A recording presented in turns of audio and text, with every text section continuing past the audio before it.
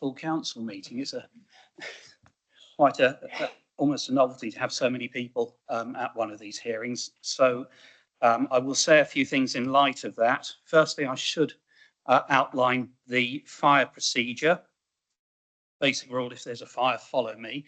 But there are no planned fire drills. If you hear the fire alarm sound, please treat it as a real emergency, and we will evacuate the building. The nearest safe escape route, some of you may have used it, is the stairs. Go through the doors here and then through the next double doors and turn to your left, and there are stairs leading down to the inner car park. And then we proceed to the evacuation point, which is the pavement opposite the police station. You cannot use the lift if we have such an emergency. And obviously, please do not re-enter the building until you are informed by a member of staff that it is safe to do so. We have a few formalities to go through, as this is a committee meeting of the council, and I'll do those in a moment. No, in fact, let's get those done and then we'll go straight to the hearing. So we don't have any apologies or substitutions to the membership.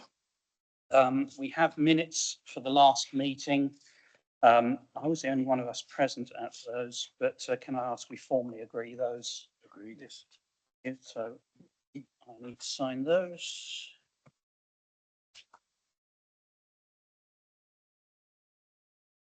Do any of the members of the panel present have any declarations of interest in relation to this matter? No, not at all. I suspect, like me, we've all been to events at Northwood House, but I don't think that counts as a formal declaration of interest. And I need to formally ask if there are any matters of urgent business the committee needs to consider. In that case, that brings us to the main business of today, which is the application before us, which is for a variation of a premises license under Section 34 of the 2023 Licensing Act in respect of Northwood House. Now, ladies and gentlemen, this is a formal hearing, so please treat it as such. I understand there are a number of you who are wishing to speak during the course of the hearing, and you will have your opportunity to do so. I will go through the order of events in a moment. I know that passions, you've read through the papers, and I think passions are quite high in respect of aspects of this matter. So please, as I say, it's a formal hearing. Please let others speak when it is their turn. You will be given your opportunity to speak at the appropriate moment. If speaking, you'll see I have a little red light in front of me. We have this microphone unit.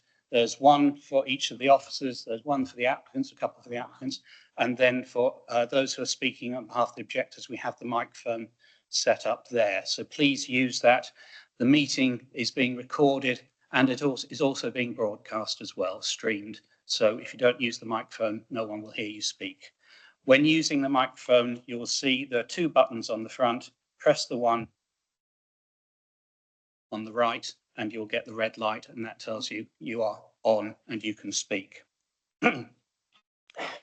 The order of the procedure is that we firstly hear from the licensing officer, who will summarise the report before us, and then we hear from the applicant, who will present their case for the variation that is sought. We may then hear from responsible authorities. In that case, I suspect that's Mr. Power, the regulatory officer, and then, as it says on the sheet, other persons may present their case, and that will include every one of you who wishes to speak. When all parties have spoken, we can then hear a summing up from each of those groups. So from the, this goes in the reverse order, so the other persons speak, responsible authorities, applicant, then licensing officer, and that concludes the hearing.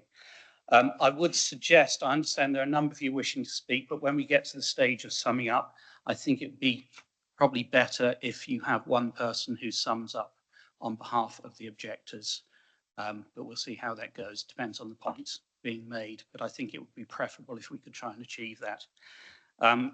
We may need to have a short adjournment to facilitate that as well, but we'll see how we go. The one other thing I think I need to say, just a couple of notes. I hope this sheet has actually been given. There should be some copies around, but did ask for some. Yeah, I think it'd be useful if those present who are not familiar had a copy. Sorry, I thought they'd been put on the desk. I'll read this formally. No party has the absolute right to cross-examine any other party. The hearing is in the form of a discussion led by the authority, as in the panel here. Cross-examination shall not be permitted unless it is required to properly determine the application. We will give a fair amount of time to all those present to speak and put their views forward. If any person attending the hearing is considered to be behaving in a disruptive manner, they may be required to leave. We will make a decision once all parties have been heard from. We do technically have 5 days to do that, but the usual practice, we as a panel obviously retire when we've heard everyone, and if we feel we can reach a decision swiftly, might take an hour or two, but we will try and do it today if we can. Otherwise, if we feel it needs longer consideration than that, save everyone hanging around, we do have 5 days to formally notify you of the decision. I think that is everything. I will ask at this point if anyone has any questions about procedure. We're not going to start the actual hearing just now, but in terms of everything I've just said and how we're going to run the morning, are there any points of clarification anyone needs? Okay, thank you. We shall then commence the formal part of the hearing, and I will turn to the licensing officer to summarise the report before us. Thank you. An application under the Licensing Act 2003 was made on the 18th of December 2025 to vary the premises licence for Northwood House. The applicant, Mr. Cool, on behalf of Northwood House Charitable Trust Company Limited, proposes a number of changes to the licence which he and his team feel more accurately align with the current business model. Since the application was made, some revisions have been made to what is being applied for. The original variation sought to extend the hours for licensable activities for events, but changes have now been made to these requested timings, which will be summarised shortly. In addition to the extension of hours, the applicant proposes to amend the plan of the premises and to update the licence by removing old and outdated conditions, and in return adding a number of new conditions which reflect best practice. A copy of the proposed conditions can be found at Appendix 4 of the report. The current premises licence was issued 20 years ago, and officers agree that the conditions attached to this licence are no longer suitable for the business that is being run today. One of the proposed new conditions is the adoption of a noise management plan. The applicant has worked closely with a qualified sound engineer and Mr. Power from the Environmental Health Department in order to produce and agree what is now deemed to be a robust noise management plan. Mr. Power is here today and will expand upon the reasons for his recommendations for approval. In relation to timings for licensable activities, the existing licence permits licensable activities by way of regulated entertainment and the supply of alcohol to take place inside and out Sunday to Thursday from 10 a.m. until 11 p.m. and from 10 a.m. until midnight on Friday and Saturday. The provision of late night refreshment is also permitted inside on Friday and Saturday evenings between 11 p.m. and midnight.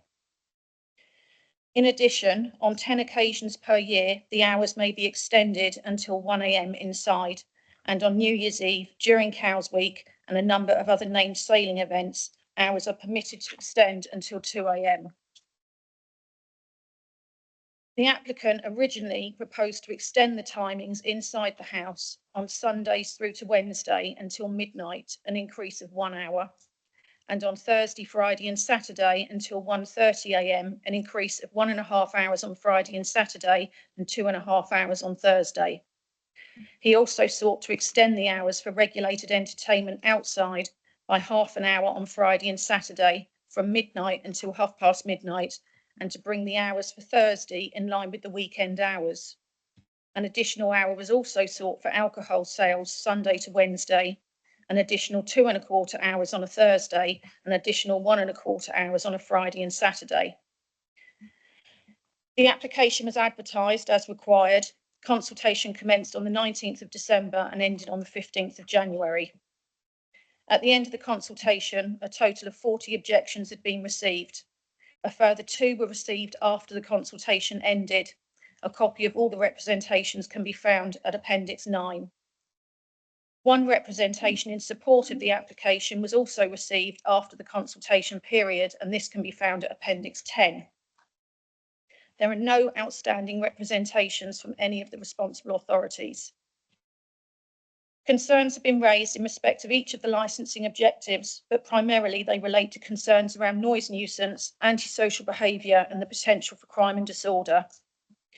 Residents of the surrounding area state they experience noise relating to music from events and from customers when leaving the premises, particularly during the summer season, when they state that groups may remain in the vicinity for up to 2 hours, behaving in an antisocial manner.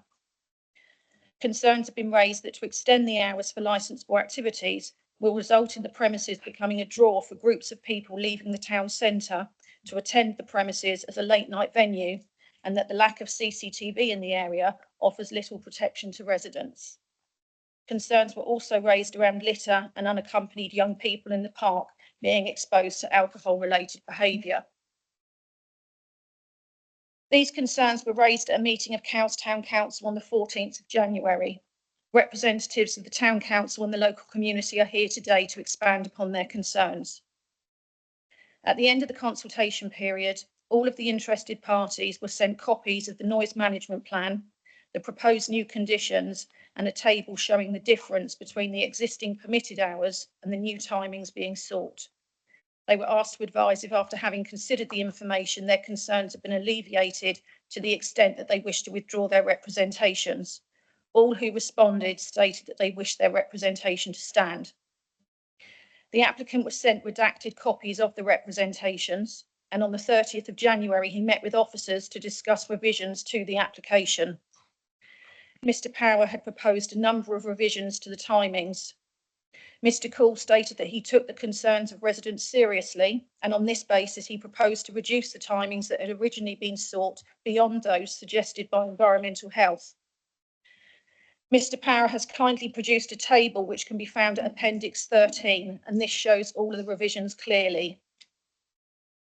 At this point, if the application is approved as per the revised timings table at Appendix 13, the licence would now permit an additional 30 minutes on a Friday and Saturday inside the premises for regulated entertainment, late night refreshment, and the supply of alcohol. It will also permit an additional 30 minutes outside for the supply of alcohol and 1 hour for the provision of late night refreshment. In addition, the non-standard timings have been reduced by 3 days, and the request to extend the hours on Thursdays to coincide with the hours permitted on a Friday and Saturday have been removed. The existing licence permits 10 occasions per year where the hours can be extended until 1 AM inside the premises. The applicant seeks to keep these and requests that these hours are extended until 2 AM. Environmental Health have not raised concerns regarding this, given the concessions that have already been made by the applicant and the fact that if the noise management plan is approved, then the applicant will be required to comply with this. The new information was once again forwarded to the interested parties who objected to the application. As a result of these revisions, 3 representations have now been withdrawn. It is these new proposed timings in column 5 of Appendix 13 that you are now being asked to consider today, along with the update to the plan of the premises and the proposed new conditions at Appendix 4.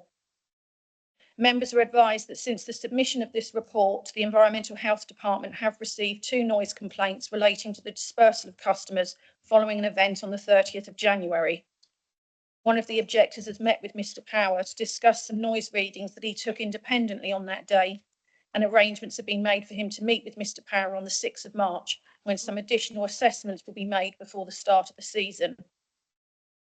Finally, it should be noted that any proposed increase in timings relate only to special or private events being held at the premises. The applicant has confirmed in discussions that the seasonal lawn bar opening times, which is operational from May till September, will remain unchanged. Therefore, if there are no private or special events, the operating hours for the lawn bar will remain as 4 p.m. until 10:30 p.m. Friday, 12 till 10:30 Saturday, and 12 till 7 on Sunday. Thank you. Thank you very much. Are there any questions from panel members? No, none at all. I think I should formally ask if there are any questions from other parties at this stage. Thank you.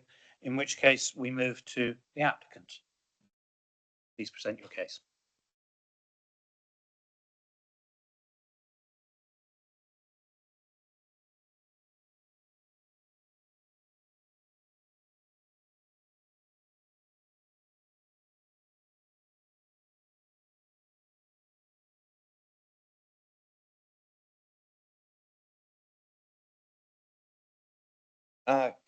Members of the panel, good morning. Thank you for your time today to hear our application being read out. My name is Darren Cool. I'm the Chief Operating Officer of Northwood House Charitable Trust Company Limited. I'm responsible for the day-to-day management of our charity and the Northwood House estate, as well as being the licensee and the premise license holder for the last 12 years. I wanted, though, just to give the committee a brief background to who we are, what we do, and to give some context to the application, if I may, because I think that's quite important, especially with so many residents nearby as well, to hear a little bit more than perhaps they often get a chance to hear. So just to give a little bit of our history and how we came to pass, because I think it's relevant. Northwood House Charitable Trust Company became the sole trustee of Northwood House Charitable Trust in 2010, when the previous owners and custodians of the building, the Isle of Wight Council, vacated it. The council at that point were unable and unwilling to meet the growing financial liabilities for the property, which they were obliged to undertake as a Grade 2 star listed building on the Historic England at-risk register, leaving it to a local volunteer-led organisation to try and save, which was the start of our charitable trust company. At that time, the financial liability was estimated at between £3 million and £3.5 million on Northwood House. That had been accrued over 80 years, following poor management and general neglect that saw nearly half of the building fall into serious state of decay and semi-dereliction. The building and parkland had been gifted from the previous owners, the Ward family, in 1929 to give general benefit to the local community under the custodianship of the Cowes Urban District Council. That council was superseded by the Medina Borough Council and then the Isle of Wight Council. Over that time, the building was mostly used for local government offices and for the archives and for archive storaging. The function rooms and grounds were available for hire for both public and private events and were used extensively in periods like Cowes Week. However, little attention was actually paid to meeting the full obligation to look after the building properly. When pressed to meet those obligations in the early 2000s, they were declined, unable to justify such eye-watering costs from the public purse. It was then left to a group of dedicated and well-meaning residents from the local Cowes community to take on that massive responsibility. A new charitable scheme was established under which to try and operate. Times were grave, and the future of the building and the surrounding parkland were perilous. It could have been lost, and was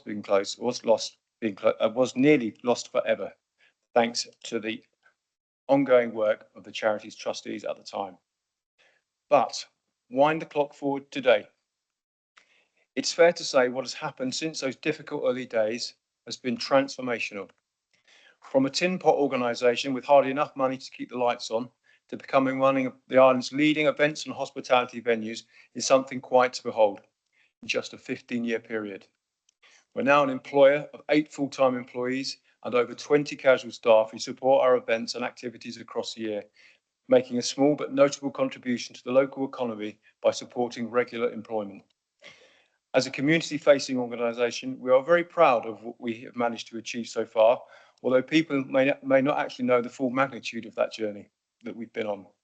Helping to save and give a long-term sustainable future to this historic island asset has been something that has taken a huge amount of work from a small and dedicated team of professional staff, along with dozens of volunteers who regularly commit thousands of hours of unpaid time to help reduce the financial burden that the charity has to undertake. And that's done through fundraising and helping to look after our parkland. So far, we've managed to raise and reinvest from our endeavours nearly £1 million into the restoration of the building and improving the failing facilities through prioritised project work in the last 10 years. Fixing vast areas of the failing roofs, restoring the derelict internal spaces, making the building safe and fit for purpose has been quietly going on behind the scenes, all of which has been supported and made possible due to the income we now are able to generate from hospitalities and events. But we're far from through with this epic task.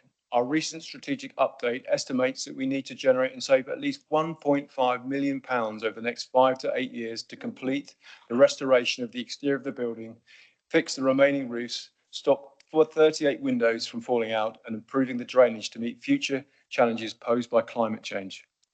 We also have a strategic goal to significantly increase public benefit by these things such as the raising of funds for a brand new children's playground, estimated at £250,000, to create a community cafe and new toilets in Norfolk Park for regular users, to replace all the failing paths in the park and add new ones where they are needed, to complete an ambitious tree planting programme and add areas of biodiversity to support local wildlife, to add extra leisure facilities, a sculpture trail and a community garden of reflection. All of these will be documented in an updated strategic vision that will be published later this year by the Charitable Trust. All of these items come to a potential cost of over £800,000. We will continue to strive to meet these ambitious goals, but these can only be achieved by us continuing to operate the venue commercially and successfully, with most of the funding coming from surpluses generated through our hospitality and events. Hence why we had proposed to make some necessary changes to our licence to help support these endeavours through the initial advertised application. Ever since it was constructed in the 1830s, the venue has always hosted events. It was built for that purpose by George Ward and then his son George Henry Ward after him, who used the venues to entertain guests on a lavish scale throughout the latter 1800s. Events and hospitality are part of the historic fabric of the building and are one of the main reasons that charities have managed to turn around its fortunes, simply by using it for what it does best, hosting and entertaining people. We've managed to create a unique and wide portfolio of events and hospitality offerings, all for one reason: to generate the funding we need to be able to deliver our objectives. Surplus revenues generated from our events and hospitality endeavours all go to meeting those objectives, which include looking after the beautiful 20 acres of green space provided by Norfolk Park and for the public use for leisure and recreation, and providing a venue for a wide and diverse range of social and cultural activities to enrich the lives of local people. We've become, over time, a vibrant destination where island people can come together, enjoy private and public celebration and events like no other in this part of the island. We are culturally and socially significant and now play an extremely vital role in our community. Inside the venue in 2025, I just want to report some of the activities we carried out to give you a scale of the breadth and depth of what we host. We hosted weddings, family parties and similar celebration events on no less than 31 separate occasions, attended by over 3,500 people. We hosted 4 comedy events, 4 jazz club events, 2 quiz nights, 2 murder mystery suppers, 4 school proms, 5 charity dinners, 3 vintage afternoon tea events, 4 community award celebrations, a Burns Night celebration, 1 DJ dance event, 3 volunteer thank you events, a weekend showcasing island artists, a weekend showcasing island crafters, a charity antiques fair raising money for MND, 4 whole days of incredible literary speakers from across the UK attended by 2,500 people, Christmas party celebration for over 6 nights for local businesses and groups in December attended by 700 people, 9 diverse lunchtime music concerts including performances from cellists, pianists, harpists, opera performers and Indian dancers attended by over 600 people, 10 lectures by the Island Art Society attended by over 800 people, 6 large conferences including from the local NHS and local social services, and the island's largest Christmas fair with free Santa Claus, meet and greets for the kids, just to make it as community inclusive as we possibly can. These are just some of the events that we hosted. We also host the lawn bar activities outside during our summer months to support hospitality endeavours and some major events including activities during Cows Week and the popular White Proms Music Festival. Members of the committee, my point in reflecting on all of that is for several reasons. Our charity has grown Northwood House to try and fulfil its potential as a multifunctional venue over the last 15 years. Events and hospitality are in its historic DNA, and those are its lifeblood and the main reason for its regeneration. We currently work under the parameters of the existing premises licence set in 2003 by the Isle of Wight Council, and I think we can all agree our needs today are significantly different from what they were when the licence was originally set. Those parameters include, for example, we cannot host a function after 11 o'clock on a Thursday, although we occasionally might like to do so. We also cannot serve a drink for a family party, wedding reception, or a charity dinner, for example, past midnight on a Friday or Saturday night, although on many occasions now we get asked to do so. Our request to extend some of our licence hours is to meet occasional, not regular demand, although the licence application process doesn't really allow us to explain or quantify this in any way. It is not in our intention to do more events than we currently do. In fact, we have no more real capacity to do so. We've done a good job of filling up our calendar and making the most use of the venue. Our calendar is as full as you could possibly want it to be. That has been our job as an employed team of staff to make that work. We did just want to add some occasional flexibility, occasionally when required, as part of our revised premise licence. We're a multifunction venue with a huge range of events across the year, attracting broad and varied mix of attendees to be socially and culturally inclusive. It's the only way we can survive on such a small island. The full changes proposed in our licence hours would have helped address some of our needs and are not in any way intended to increase public nuisance or allow us to fail in meeting our licensing objectives in any way. However, after reviewing the significant outcry from our nearest neighbours, many of which are here today and being represented from the community, about the perceived and potential impact that these additional hours may have had, we have reviewed our position, and after further consultation with the local authority, we've agreed to significantly reduce our request to vary our hours. These amendments have been circulated, and we hope it demonstrates that we have picked up on the concerns and the anxiety of extending our premises hours from the community. We are now seeking the most minor of adjustments, as indicated by the officer earlier, to host events inside the building, which pretty much mean that we're looking to host an extra half an hour of regulated and licensed entertainment on a Friday and Saturday night, and some minor adjustments to some of the other timings, which we don't think will affect our licensing obligations in any way.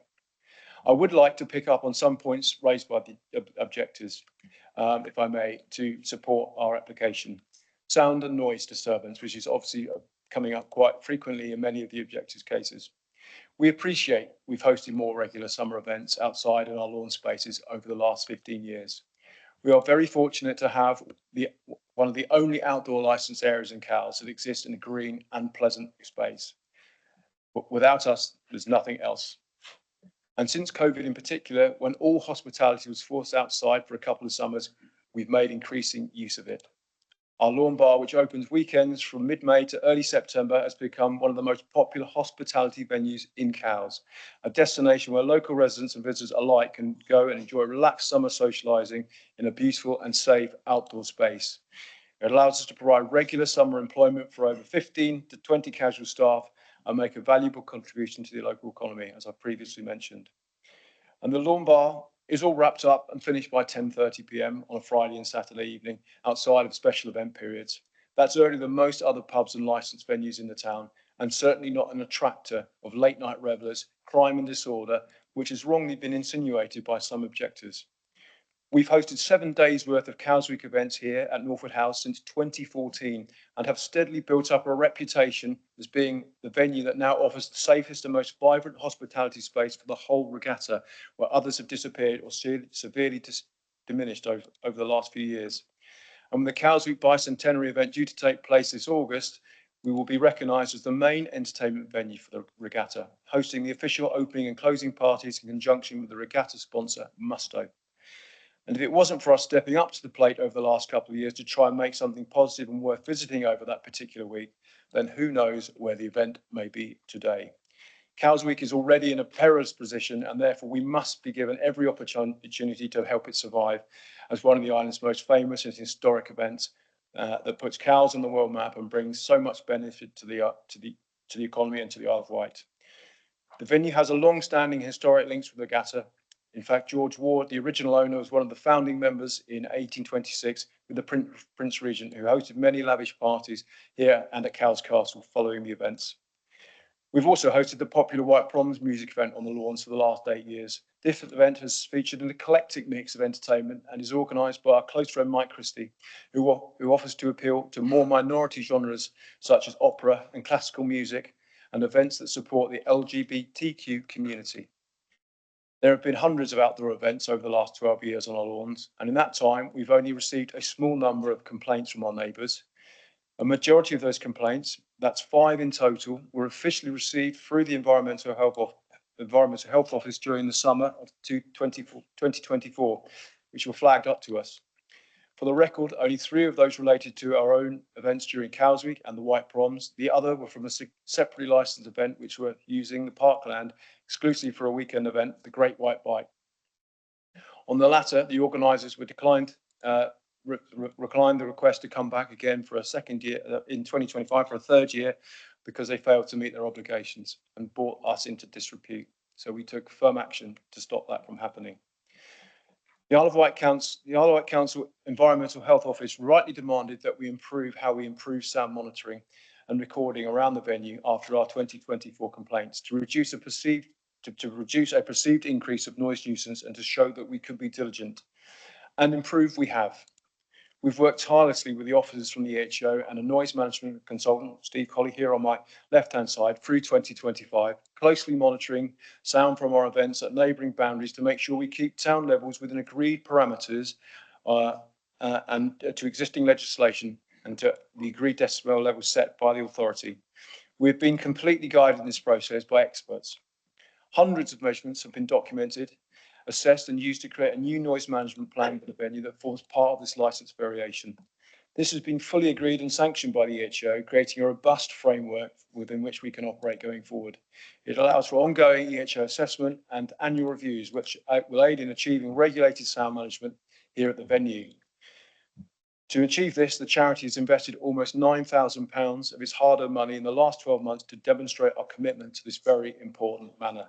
We take our obligations seriously and we have taken action to meet them. For the record, we received only 1 official noise complaint through the EHO during 2025 while improving and trialling the new measures, but we could fully demonstrate that with state-of-the-art sound monitoring equipment, which we now own and operate, that no breach of the regulations were made. That's a significant improvement by using a properly formulated noise management plan. I also want to address the many other comments raised in this application process because of the perceived threat of increasing crime, disorder and public nuisance that an extension to later hours may bring. Some objectors might rightfully be anxious what could happen should our licence hours be extended. Others seem to clearly imply that a problem with crime and public order currently exists outside of a venue relating to our activities, when actually there is no evidence whatsoever that supports those statements. I have been the licensee at the venue for 12 years and hosted literally hundreds of events over that time. On not one single occasion have the police ever been called to our venue to deal with any matter relating to crime and disorder, either during or after an event. Not once. Not relating to activity inside a venue, outside in our car park, in the surrounding parkland, on the streets nearby, nothing. And in hosting those hundreds of events with thousands of attendees over that time, that is quite remarkable by anyone's standards. And there is absolutely no reason to now suspect that this will change by extending our licence opening hours by 1 hour on a Friday or Saturday night. Why should it? Northwood Park isn't a hotspot of crime and disorder, public nuisance that are directly related to our events. The police will tell you that. There's no evidence to support it. We are, though, committed through this application to increase the amount of CCTV within our venue at our exit points to help monitor crime and disorder should it occur in the future and to aid the police to deal with any such issues. We are committed to doing this anyway through the new Martin's Law Act, which, like all venues, large or small, need to meet the new anti-terrorism legislation. This will hopefully help reassure local residents and make them feel less anxious about our proposals.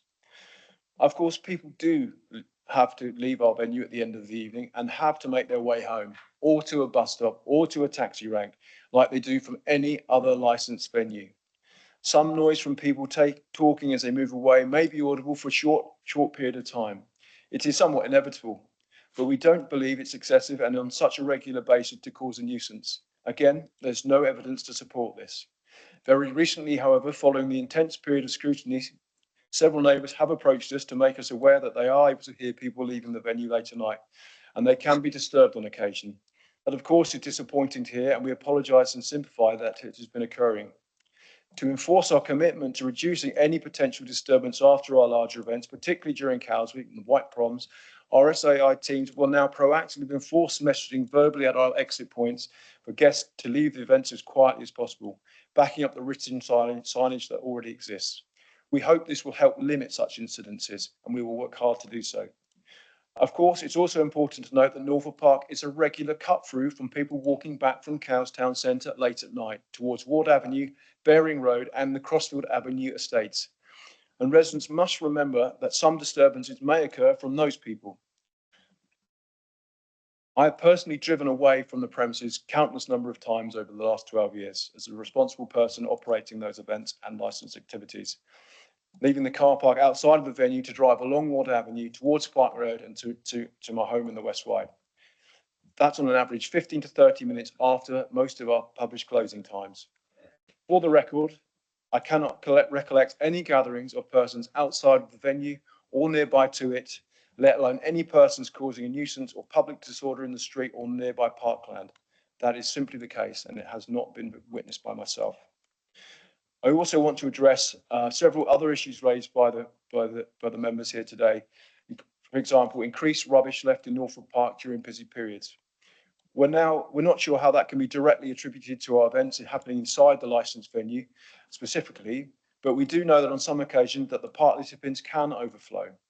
During Cows Week and busy periods in particular, last year with much higher footfall to the park than normal, people were enjoying many more picnics quite regularly. Some bins did overflow and we weren't able to empty them quick enough to meet demand. That was noted and will be addressed. We are extremely grateful for the support of Cows Town Council, who organise and pay for the emptying of the waste receptacles in Norfolk Park.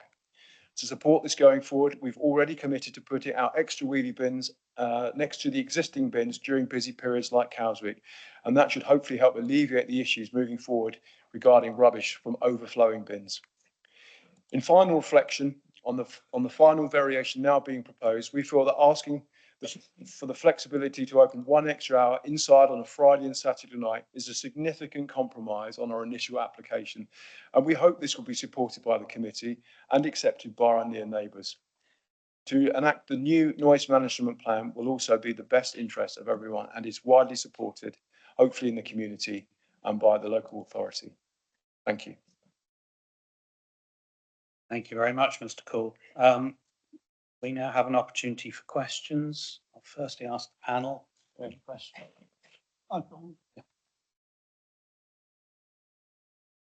Mr. Cool, thank you. I'd like to congratulate your team on the tremendous achievement since they took over Norfolk House from the Isle of Wight Council. I remember what it was like then. It was pretty grim. I fully understand your aim to continue to improve Norfolk House. However, I understand the concern of the objectors.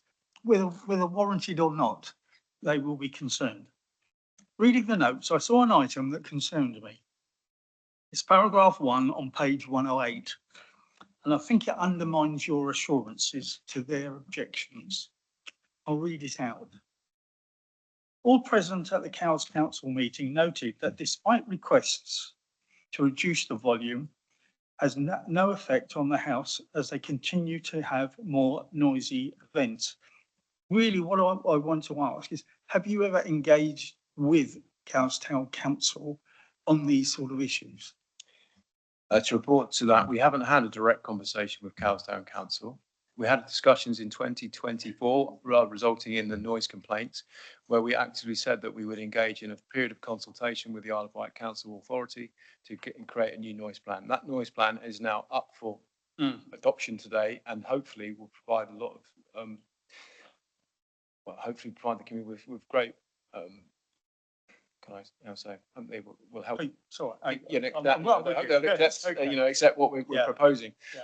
It is proposed that we are about to start a consultation with Kelstown Council directly to open up some discussions at a new committee that's being formed, so that we can openly discuss issues like this. I think you will Yeah. understand how the objectors feel that they never have feedback from you. Yeah, understood. Okay, thank you. Obviously, we are an open organisation, and people can come and knock on the door at any point during the organisation, at any point they wish to during working hours. The Kelstown Council are in our building. There are tenants in our building, and we are the landlord of their operation. We do have an active dialogue with the Kelstown Council in many areas, but this area is something we would look to improve going forward to make sure that those concerns are heard more regularly. For sure. Okay. Questions? I have, can we get possibly a spare microphone so people don't have to move around too much? If we could have one for the back tables.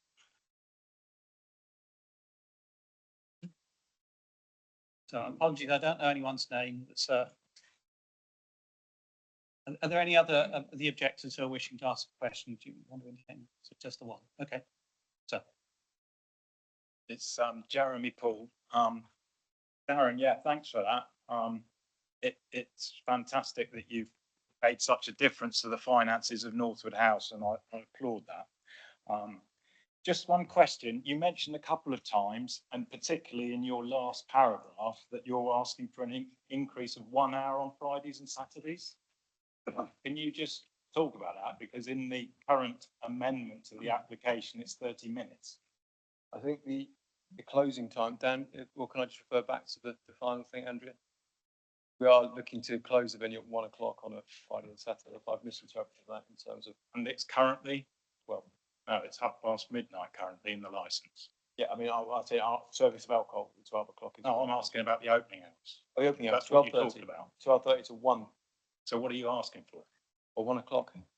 Yeah, which is 30 minutes. 30 minutes, yeah. And yet you talked about 1 hour. Yes, twice. I was confusing the alcohol So service. can I just make the point that this has been very confusing right from the beginning? The original application has been amended several times, and in all the documents that we've been sent over the times, there have been mistakes in every single one.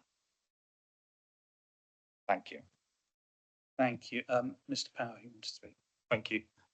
Just to clarify on that front, it's effectively a 29-minute increase on Friday and Saturday evening. The hour is provided in respect of not licensable activity, but the operating hours, and to effectively aid a more appropriate dispersal from the premises. Sorry, can you just clarify that? The current opening hours is till 1:30 midnight, and they're asking for 1 o'clock. The current opening hours on a Friday and Saturday are until 1 minute past midnight. Now, if you look at the existing, bear with me, sir. Bear with please, me. if you look at the I'm existing trying to answer your license, question. If we could let Mr. Power speak. Right, go. I think it's clear on, I get your point that there's been a lot of changes and it was very confusing for us reading through it. But we have, I think it's Appendix 13, which is the schedule prepared helpfully by Mr. Cool. And that tells us that in terms of licensable activities, there's a half-hour extension requested on Fridays and Saturdays for certain activity, but the overall opening hours of the premises, which is the last row on that document, is page is that, one. is that this document? I haven't got a coloured version, but I Yeah. believe so. It's page 134 Can I in just our make the bundle. point that there's a mistake in that? It's wrong. It doesn't reflect the existing hours correctly in the license. Could we clarify that? I'll turn to Mr. Bull perhaps, but that's, sorry, Mr. Power, I spoke over you. If you want to finish up. Thank you. Yeah, so effectively it's a 29-minute increase on a Friday and Saturday. At the moment, the license, the licensable activity mirrors the closure time. So it doesn't provide an effective drinking up time, which from an antisocial behaviour perspective doesn't allow for a appropriate dispersal from the premises and doesn't provide that drinking up time. So effectively that's what's trying to be achieved here. It is a 29-minute increase in respect to licensable activity. Can I beg to differ? If you look at the existing website for the Isle of Wight Council on general opening hours for Friday and Saturday, it's midnight. Okay, we can clarify. And that was reflected in several of the. I think you made your point, sir, Thank you. but can I ask Mr. Cool, could you clarify? The current opening hours on this document you prepared are listed on Friday to Saturday as 10 till 01, so that's 1 o'clock in the morning. This is not my doc, this is prepared by local authority review, not particularly, obviously I proposed some of the hours upon it in the application, but this Apologise, I document thought. has been prepared by the Isle of Wight Council. So can we clarify then that document, whoever prepared it, apologise if I'm not giving people the credit they deserve. On Friday to Saturday, the opening hours are listed as 10 till just after midnight. Is that correct or incorrect? That is what I perceive the opening hours of, and that's what we work to currently. So there may be an I error will on the just- website. then, We by might the just sound of need it. to check the clarity of that. But Your PDF, you said.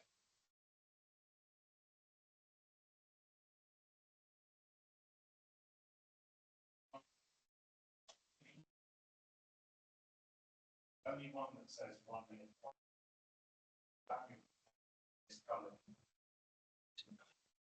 Okay, I'm going to pause it there. We note the confusion at that point. We do have the actual license document, which I assume has something in it. So perhaps I could ask someone from licensing to just check that. We'll move on the hearing. Yeah, if I may. So, yes, the current licence permits opening hours on a Friday and a Saturday until 10 a.m. until midnight. Now, that's the opening time.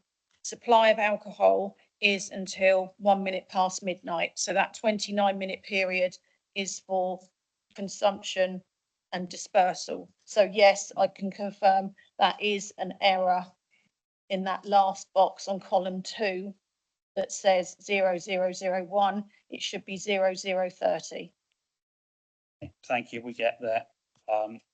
So the extension that is being sought is an additional half hour to the opening time, bumping on from the half hour that is sought in respect of licensable activities. Yes, that's correct.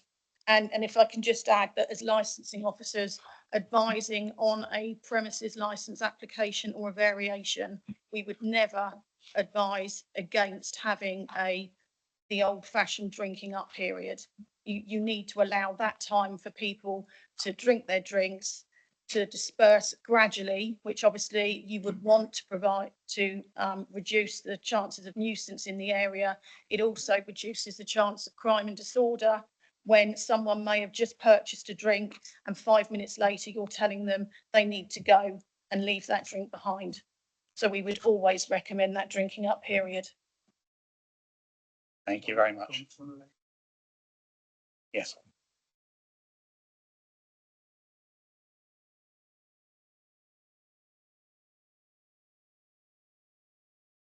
Sorry, could I just double check then that my thoughts are right, that at the moment they have drinking time until 1 minute past midnight and they have closing time at midnight. So they do have the half an hour drinking up time they need if they wanted to. Is that correct? Based on what we've just learnt? Half an hour drinking up period. So But the proposal to extend those hours by 30 minutes then obviously extends that drinking up period by that 30 minutes. but they're asking to extend the drinking time by 30 minutes too. Exactly. So there's not an From extension. midnight until midnight, Yeah. with then a 30-minute drinking up period until 1 a.m. Yeah, but they already have a 30, there's just a gentleman there was saying that they close at midnight and drinking finishes at midnight. And so the intention for this is to give them the extra 30 minutes drinking up time, whereas actually they already have the extra minutes, the drinking up time, because they don't close till 12:30 if need be. That was their time. So I just wanted to check that was correct. Thank you. I think it's what they have an existing half hour drinking up time. Proposal is for that to still happen, but half an hour later. Get there. Sorry, I don't know. It's not turning off. I don't see any more hands for questions. Sorry, sir, please. Mr. Chairman, I thank Mr. Cool for his historical tour de force. And I don't intend this comment to be facetious, but relevant. When the Prince Regent was having his parties here at Cowes, the nearest house to the west of Northwood House was the Round House. There were no buildings to the west of Northwood House. It was the extended park. All of the buildings from Ward Avenue westwards have been built in the latter half of the 20th century. Thank you for that point. I have just two questions. Adam Johnson, yes, I did. Adam mean to Johnson. say at the beginning, if people speak, if you give your name, thank you for that. And I was just looking for other hands, and I see one more hand. Yes, Adam, if you'd like to take the microphone. 22 Castle Road, Cowes. I've got some questions which are really for the applicant. Sorry, there's a possible problem here.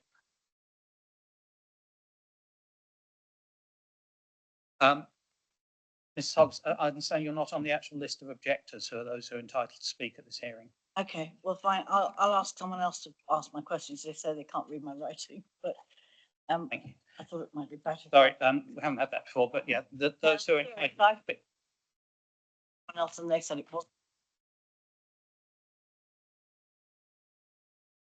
So those who are entitled to speak at this hearing are those who have issued an objection. I'm maintaining that objection, which I did assume was all those present, because there's more on the paper than there are here, but just have to clarify that. I have a couple of questions I would like to ask of the applicant. Two quick points. You referred to restrictions on your business on Thursday, but just to clarify, you're not now seeking any changes to the hours on Thursday. I think I ought to ask that in light of the slight confusion we've had. We've withdrawn that application. Thank you. And the panel decides these applications on the basis of the Licensing Act and the guidance therein.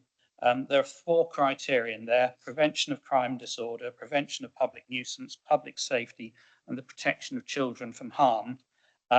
You did mention the first 3 of those, but I don't recall hearing anything from you in relation to protection of children from harm, which is a point that has been raised by a number of objectors. Do you wish to address the panel at all on that point?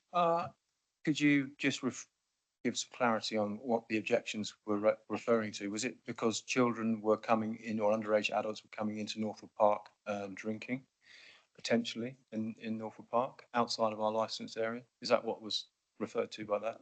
Well, we've all read the objections. Yeah, I assume that's what you've seen there. It was raised. It is a point that we have to consider. It's a live point, and therefore I was merely, in fairness, wanting to give the opportunity if you wanted to say anything in relation to that point, which I've not heard anything from you about. I think the way that we operate the venue is robust already in terms of protecting children from harm. We provide all of those necessary things inside of our venue to do it. Occasionally, like other public spaces in Cowes, children, underage adults do gather. We do have a basketball court in Northwood Park that's regularly attended by young adults and children at all times of the day. We can't prevent those people coming to the park and using that as a place of recreation and social activity. But we do recognise the fact that occasionally, regardless of our activities, young adults can come into Northwood Park, not into our licensed venue. And I don't think our activities impact or attract more people to come to it. I think a point was raised about Cowes Week in particular, when lots of young adults do tend to come out in Cowes generally from across the island to use it as a social gathering point. I know from speaking with the police licensing team in the past as part of the Cowes Week Shoreside Committee for a number of years, that a lot of concern is raised in public spaces for underage adults to gather, buy their own alcohol, consume it. We do keep a watchful eye out in Cowswick. Our security guards do go out into the park and make sure that is not happening where we can avoid it. We had an incident in 2023, which is the last one I can recollect, where we actually were told about an incident in St Mary's Church, which is not anything to do with Northern House in terms of its ownership or its management, where children were drinking in the church grounds during Cows Week, making a nuisance of themselves. I took it on our behalf by our security guards to get those people removed from that premises and moved down the road. We reported that to the local police. We have a regular through Cowswick, especially the police licensing team are in regular contact with us, and we reported that to them. I don't think that anything that we could do to stop young children or children or underage adults gathering occasionally in some of the more peripheral spaces is anything that I can do much more about than we currently do, but accepting that it happens regularly over the town in general. The park rec, for example, does have social issues where children gather, or underage adults, I think children, that sounds poor, but they do gather, and there are issues far more significant than they are in Norfolk Park for sure. But unfortunately, when you have the responsibility to look after 20 acres of parkland, you know, we can't necessarily control the access from over 12 entry points to the park, and we can't keep an eye on 20 acres of parkland. I still think that we do not provide any extra risk, and we do everything we possibly can to prevent children from within our licensed venue and through our activities.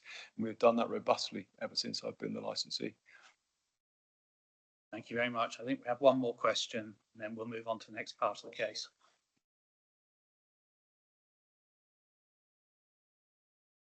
Sorry, Richard Hollis, representing Cowes Town Council. In your representation, you said that there was no reports to the police, but you've just told us that you've had to report things to the police. But my question is, in the regulated entertainment live music inside, the existing is finishing at 0001 hours, just after midnight, yes? Why then did we have a function that finished at 1 o'clock in the morning? On the 30th of January. So may I ask, just for the record, our license already permits us to carry on licensable activities on 10 occasions to 1 o'clock in the morning. Okay, fine, thank you. Absolutely, and we're quite permitted in our current license to do that already. Thank you. Okay, thank you very much. We will move on to the next element of the hearing, and this is what we call responsible authorities. And on this occasion, the responsible authorities are represented by Mr. Power, the regulatory officer. Mr. Power. Morning, committee members. So I'm Dan Power. I'm an environmental health technical officer, part of the environmental health team, and I'm accredited by the Institute of Acoustics, which I think is relevant in respect to this application, because I know essential theme is noise and noise monitoring. Comments in respect to the application, which can be found on page 69 of the pack. I've provided additional comments via Appendix 14, which are available on pages 137 to 142 of the pack. And it provides an overview of the premises noise complaint history, intervention by the departments in respect of noise complaint in 2024, and verification of the premises informal noise management plan during the premises peak entertainment offering in 2025. So I think it's necessary at this point to consider the material facts in respect to the premises historic management of noise control.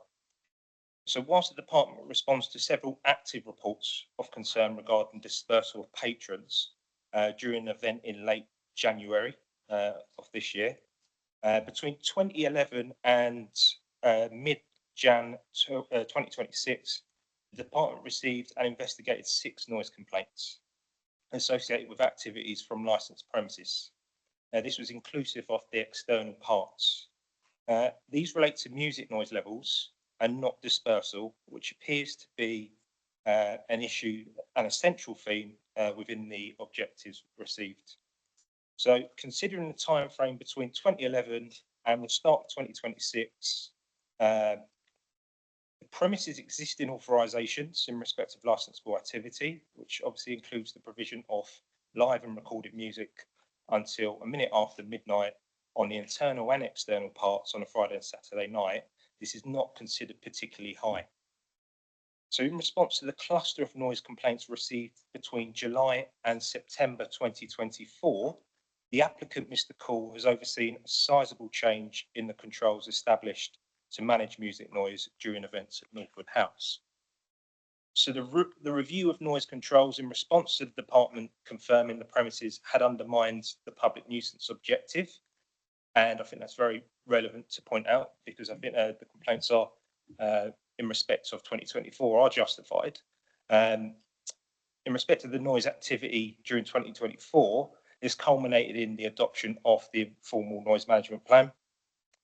And this provided a renewed approach to noise monitoring during the 2025 season, headed by Mr. Colley, who's here today. So as a means of verifying the effectiveness of the revised controls, the Environmental Health Department visited on multiple occasions during the peak 2025 entertainment offering. This included visits on the 25th of May 2025 during a chilled Ibiza daytime event.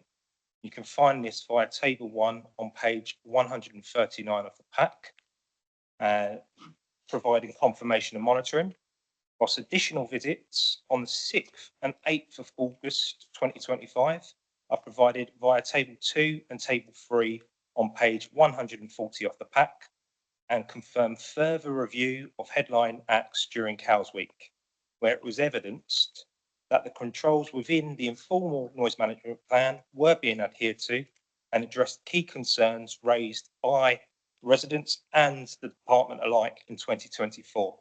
This also included a subjective assessment of the premises approach to dispersal at the end of licensable activity, and no adverse comments were made at the time.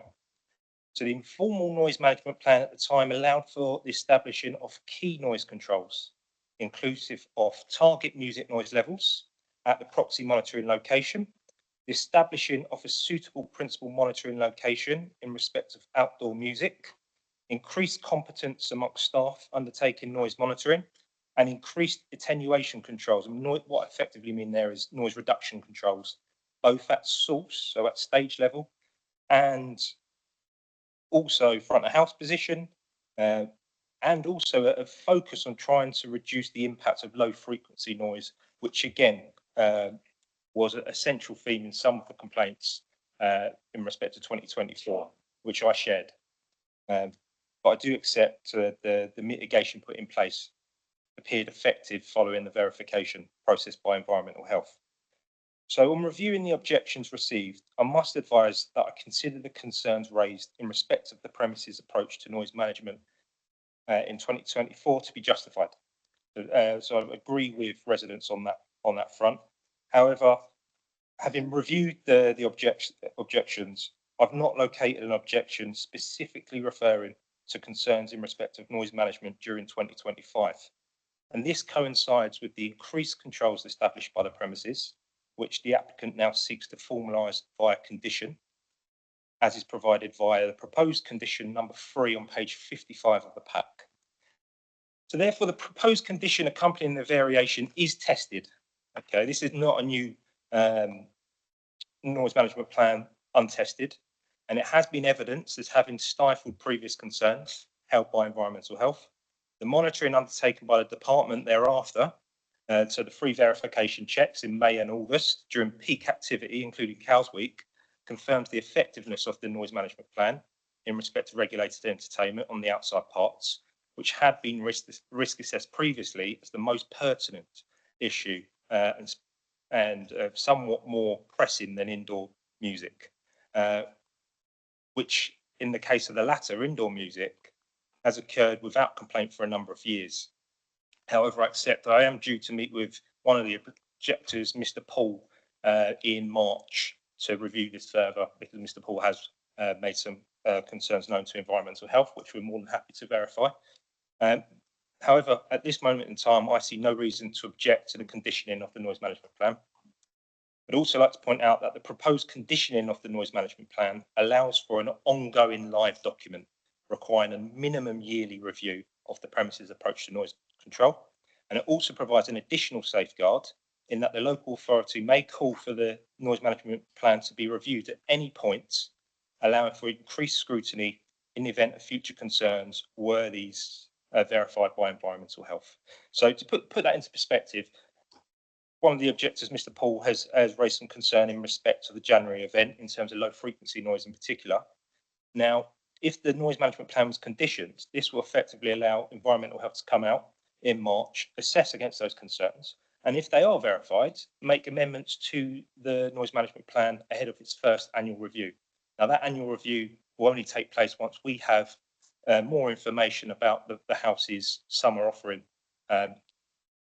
in terms of Cows Week and so on. So it's a live document, and the purpose really is to try to keep it as current and responsive as possible. So the applicant has since offered revised hours, which marks a reduction from that at the times within the application. And also there's a limited increase in respect of the internal parts on Fridays and Saturdays, which effectively allows a 29-minute extension in respect of licensable activity on each day. So the risk of disturbance on the internal parts is mitigated to some degree, considering the sound insulation performance of the building, the distance between the source and the nearest receptors, and having considered the increased confidence in management further to the improvements made in 2025, which again have been verified by this department. This isn't a paper-based exercise. These have been assessed on a number of occasions. So, however, if conditioned, again, the live noise management plan will allow for the annual review. And again, that will happen before the House confirm their offer for the spring and summer of this year.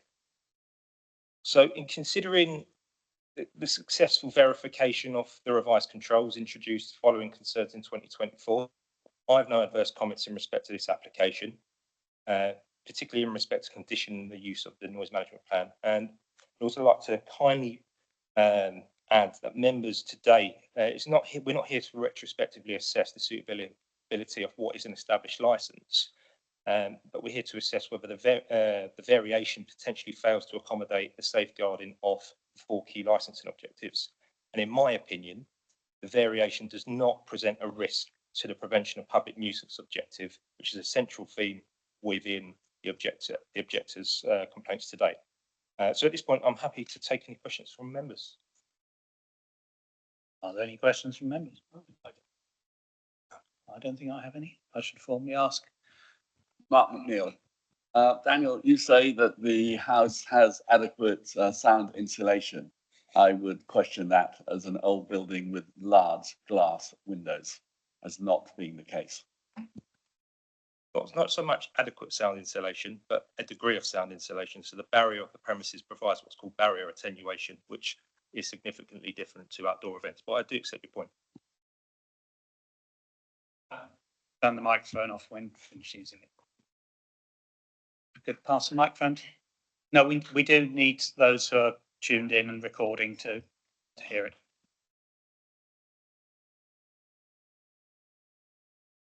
Sorry, Maria Moore. When you did the recordings of the sound on the various events, were they aware that the recordings were being made? Oh, sorry. Were the House aware that those recordings were going to be made on those occasions? Were they notified? Yes, good question. So ahead of the first assessment on the 25th of May, the House were made aware. And the reason for doing so was because we had to work with Mr. Colley in respect of confirming what were acceptable noise levels. The assessments on the 6th and the 8th were done without the knowledge of Mr. Cole. In respect to the visit on the 6th, which involved the Pink Tribute Band, during my assessment, I'd say within an hour into the assessment, Mr. Cole's team met me at one of the proxy locations, ultimately as part of their own monitoring assessment. After that, I provided some additional advice in respect of looking at revised numbers and went out again on the 8th, unbeknown to Mr. Cole. So 25th, absolutely, to set some specific levels. The 2 after, they were done randomly without the knowledge of the House. Thank you very much. I see no more questions. So we now move on to that part of the meeting where those of you who come along, I think in all cases to make objection, have the opportunity to be heard. Can I say that there are a number of you, I understand, I think 10 of you are down to speak. So I assume we've had a little bit of planning and you've got an order between you, but we'll do our best to keep this smooth. As there are so many of you, please, if you could avoid repetition. If we hear a point made well and made once, we heard it. So if we can avoid repetition, if you can keep to the point, but obviously I appreciate you're not used to these sort of surroundings, so there's obviously a bit of leeway there. But if we could just proceed, and if you could, if you haven't already done so, give your name for the record and use the microphone, which I think you're now getting familiar with, on when you're speaking, off when you're not. Yeah, we'll get underway. So the first, so it looks like it's you. It's me, Mark McNeil, Mr. Chairman and members of the subcommittee. Thank you for allowing us to speak. I live at 36 Castle Road, which is about 190 metres away from where the new elevated stage is. Whilst I've always been a very strong supporter of the house, ever since it was set up as a charity, on this occasion, I have to strongly oppose this application. I have been in contact with Environmental Health in September 24, complaints of the event on the 8th, where I recorded noise nuisance in my garden of between 54 and 59 decibels. I was then contacted by Daniel, who investigated the matter, and as he reported earlier, confirmed that the premises control to noise management between July and September was undermining the public nuisance objectives. So we've been through that, so I don't think I need to repeat anything more on that. Last year on the 25th of May, which is an event that he also recorded, in my garden, the levels I recorded were 52 to 67 decibels. And this was for the Ibiza Beat Party event. This went on from 11 o'clock till 7 o'clock in the evening on Sunday. And it's particular the volume of the bass that booms through and is really disturbing. I've complained to the license holder on a number of occasions when events have been going on and left messages on his mobile phone. I've never received a call back from him about the complaint. I did go and consult him in his office and explain to him my concerns. His response was, well, I should take my wife out for the day and go for a pub for lunch and then present him with the bill. Well, that's a very nice offer. I hardly think it's an acceptable solution to the problem. The noise nuisance has increased significantly in the last 2 years. And the reason why there haven't been any complaints beforehand is because the levels of the noise were significantly lower and the number of events were significantly lower. They have since changed the position of the stage. They have put it outside the area of the license and they have raised it to approximately 2.5 meters above ground level. This allows the noise to radiate significantly further than it would have beforehand. I've had complaints or comments from friends of mine in East Cowes saying, how do you possibly live next to Northwood House? We can hear the music here in the evenings. That's just by the by, noise travels over water sometimes in strange ways. As an owner of a property that backs onto the park, I have a human right to the peaceful enjoyment of my property, not to be disturbed by excessive noise. This human right is being breached. The house as a venue. You avoid your paper against the microphone. Doing a lot of rest. Sorry. The house as a venue is not suitable for multiple loud events, being situated in the centre of a residential area in the town's conservation area. The park is too small to absorb the noise, and this license extension should not be granted. Furthermore, I think really we should be considering, but it's not appropriate at this time, a proper review of the current license, which is too extensive for a residential area. Thank you. Thank you very much. We move to our next speaker.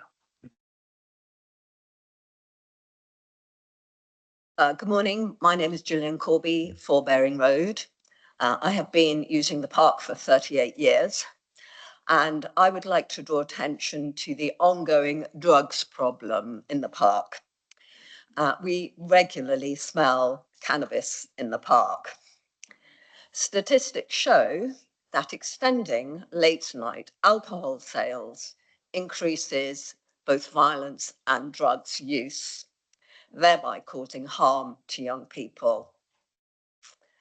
I also wish to present evidence from a friend who lives directly opposite the Ward Avenue exit from Northwood House. Their objection is based on witnessing regular, serious disturbance late at night, including violent fights breaking out, public bins being emptied, rental scooters and bikes being thrown into the road, and rubbish being thrown into our garden. Frequent loud shouting and screaming, along with car engines revved, horns sounded, doors slammed, and headlights flashing. One incident followed an end of term school prom, when a fight occurred involving young people, raising concerns about public safety and the protection of children from harm.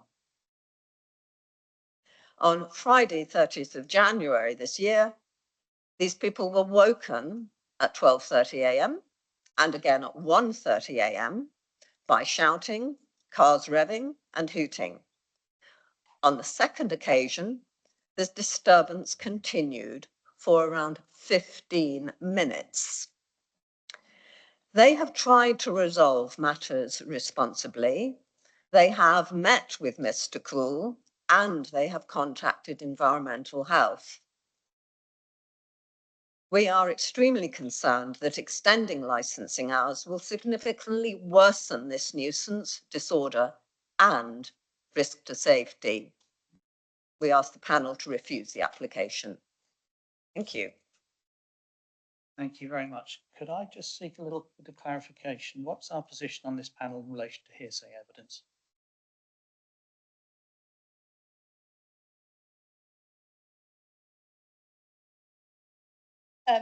It would appear that Mrs. Corby's relaying information that was sent to me quite a long time after the consultation period ended. I advised this individual that the consultation period had ended. I couldn't accept further representation. I did send them the information around the revised timings, and I gave assurances that their concerns had been echoed amongst all the other objections that had been raised.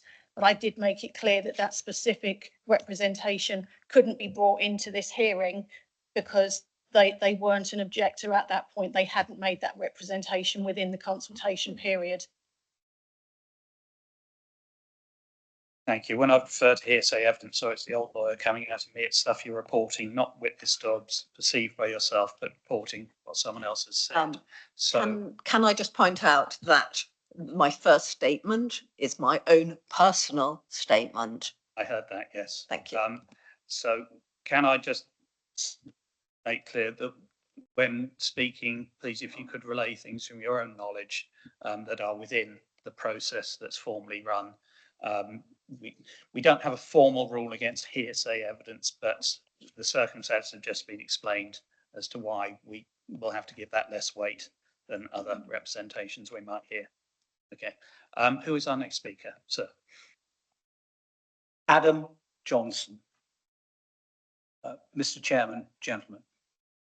I'm Adam Johnson, and for 34 years, my wife and I have lived at 18 Ward Avenue, 100 metres from Northwood House and 50 metres from the Lawn Bar. We actively support Northwood House events and recognise the trustees' efforts to raise funds. But after years of intolerable disturbance, this application is the last straw. I raise 4 issues. 1, as already stated, the stage is now positioned outside the licensed area. For 2 years, the main outdoor stage has been erected beyond the licensed boundary, facing south. This increases noise towards Ward Avenue, as the building no longer shields us. Northwood House building. It also leads to pathway closures and attracts groups who gather behind nearby properties, engaging in underage drinking and rowdiness. 2, unauthorized fireworks. Fireworks and other pyrotechnics are frequently set off late at night without notice and from outside the licensed area. These are not authorized under the current license, as far as I can see. They distress children and animals. My own dogs are terrified, and local wildlife may be impacted. 3, audience noise. Whilst sound systems can be controlled, audiences, especially those who've been drinking, cannot.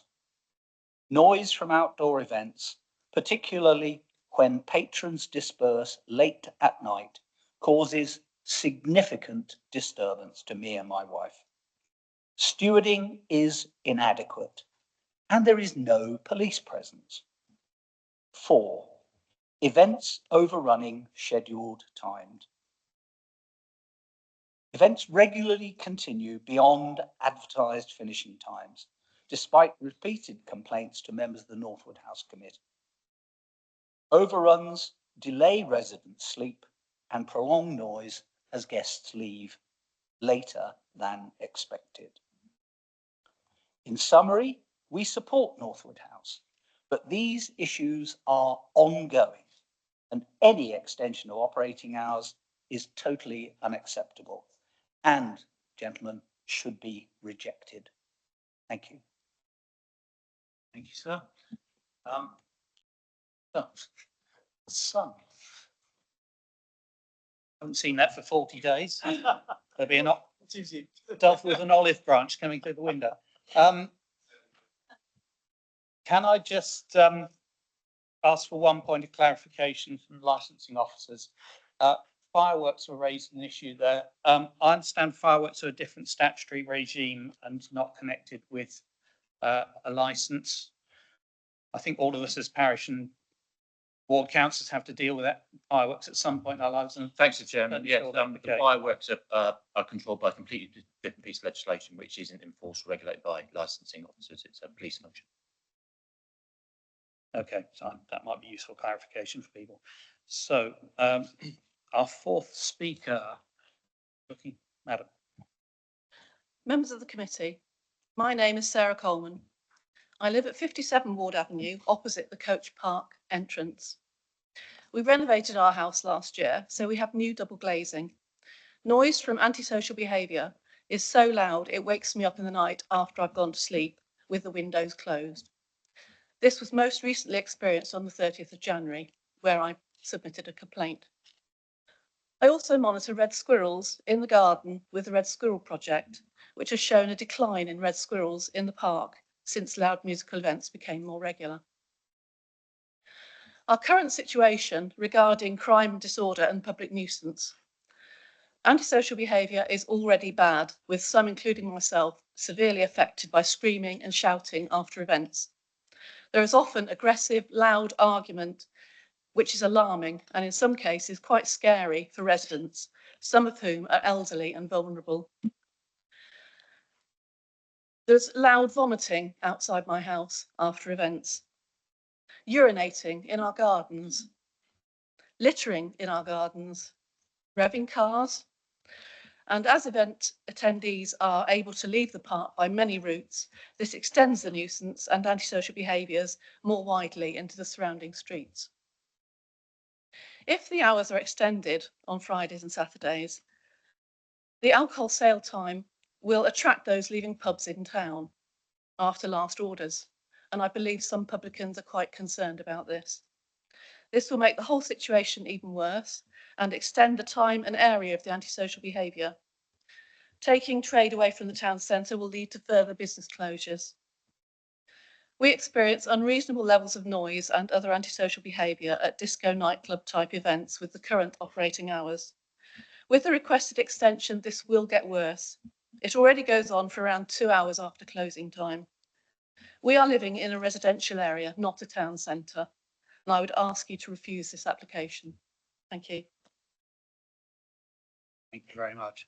I've realised I'm not specifically asking if there are any questions as we go through. I'll just, anyone who has a question will raise a hand or attract my attention. Can we move to our next speaker? Thank you very much. Dear members of committee, my name is Stella Stevens and I live at 14 Ward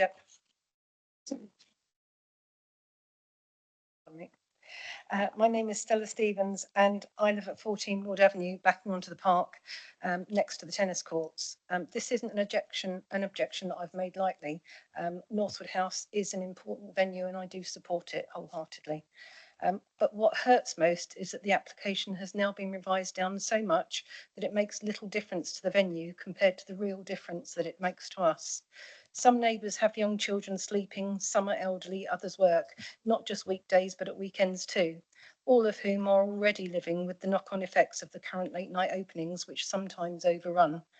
On paper, the changes may look small, 30 minutes here, an hour there. In real life, though, that small extension that they're asking for is the noisiest part of the night. It's the moment when the music stops and people spill out, with car doors slamming, voices carrying, with laughter, turning into shouting, looking to find their friends.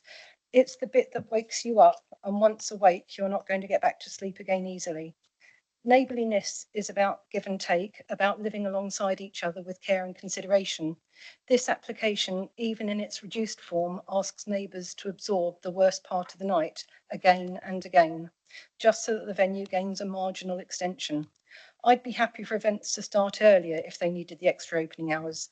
That would allow more families and retired people to attend, who are often in bed long before 11 p.m.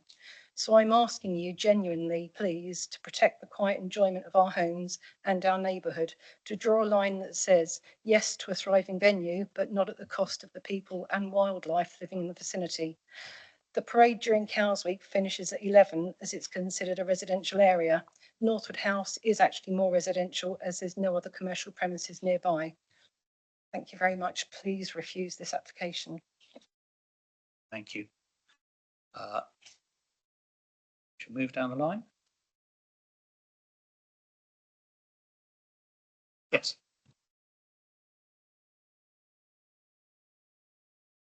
Hello, committee, licensing committee, and thank you for listening to what I've got to say. I've got to say, Take your name, please. my name is Janet Stevens and I live at 22 Ward Avenue, which is approximately 45 metres away from the stage area. I'm also a volunteer at Northwood House. I fully support all of the activities that go on there. I've supported events in many ways, and I feel that it took a lot for me to make a complaint to Darren in 2024 because of the relationship I have there as a volunteer. So I would say that it was a really hard thing for me to do, which may explain Daniel's point that he hadn't had many objections, because it is very hard when you're trying to support a charity and at the same time you get driven to the point. I had a long conversation with Darren about where the stage was, how loud the music was. I had a recording of the inside of the music inside my house. At that time in 2024, it wasn't finishing until after 1 a.m. And in fact, you never knew when it was going to finish. So it was very hard to predict when you were going to be able to actually go to sleep. And it was just a very difficult time. Radiators were vibrating. I had family staying who had to start work at 7 o'clock in the morning. It was just an impossible situation. However, in 2025, things did improve, so hence no objection. And I think I may even have said to Darren that I've noticed the difference dramatically. What I would say is that it is a residential area, and I think it's somewhere, as Darren said, Northwood House is acclaimed for its contribution to the community, and Darren himself points out that it's made making a huge socio-economic impact. And so I implore Darren not to destroy that positive community reputation by alienating local residents. So I request that it's refused, that the application's refused. Thank you very much. We have our next person. Okay, my name is Maria Moore. I live at 16 Castle Road. I've lived there for 7 years.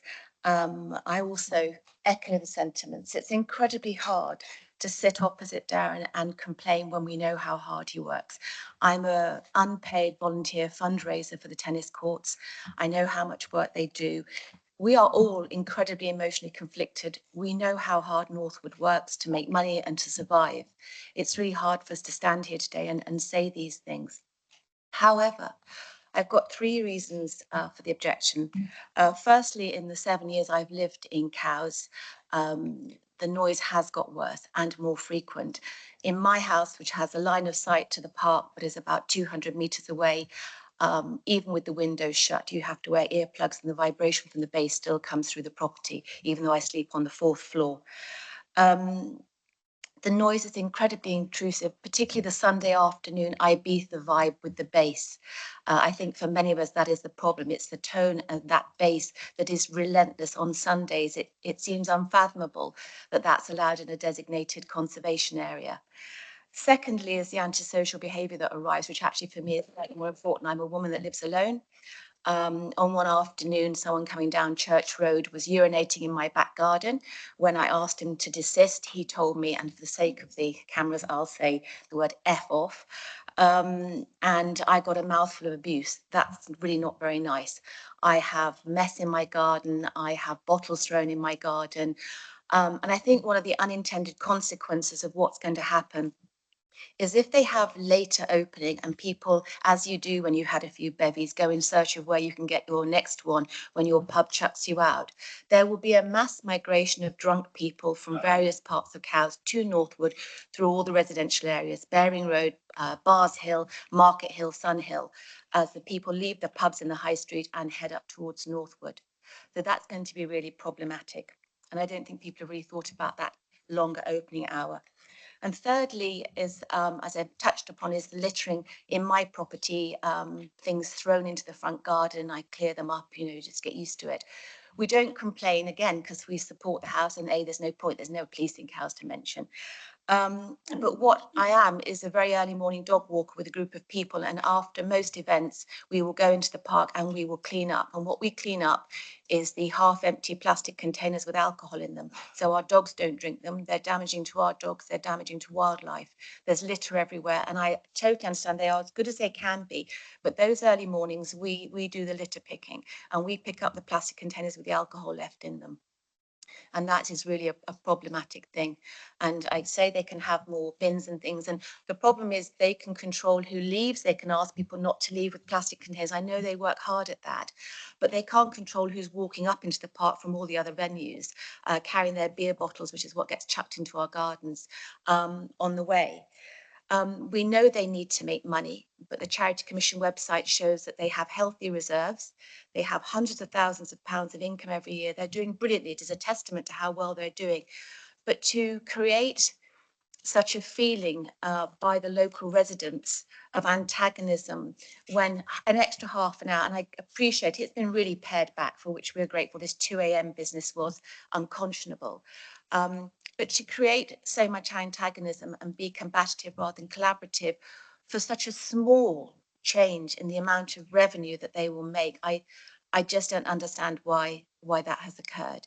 And for those reasons, I would ask for it not to be, the license not to be agreed to be changed. Thank you very much. And our next speaker, we're going along the line now. Okay.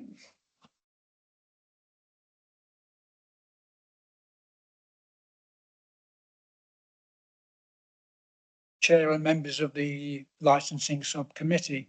My name is Jonathan Braid and I, with my wife and business partner, live at 24 Ward Avenue.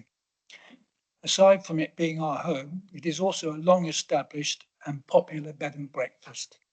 Our nearest room is 23 metres from the perimeter of Northwood House lawn bar, whilst the second is 32 metres.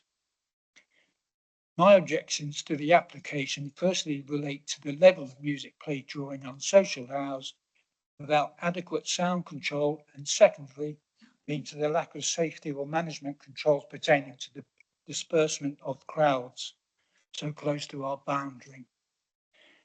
Over the years, particularly since 23, noise levels have not only increased but have extended well into the early hours beyond midnight and often well beyond 1 o'clock in the morning. But it has been noticed by ourselves and our regular guests that on occasions there was a noticeable reduction in noise in 25. Was this due to the environmental control during ad hoc monitoring ahead of this application? We don't know. Our bed and breakfast guests are varied, but during the high season they are predominantly sailors here to race. And yes, they expect a certain atmosphere or buzz about the town, specifically cows and the classic weeks. But they do require and are indeed entitled to a decent night's sleep. They tend to retire to bed around 10:30 to 11:30 before having an early race start the following morning. As it is, the nearest room already has to endure a minimum of 67 dBA beyond those hours. This has now not only started to affect our business, but we are finding our regulars have become hesitant to rebook for the following year. I'd therefore like to see the committee refuse the application and imposing stricter controls to the existing license by way of implementation of acoustic quilts and strategically placed baffles around the performance area, whilst controlling and better managing drunk crowd dispersal. Thank you. Thank you very much. Do we have any more to speak?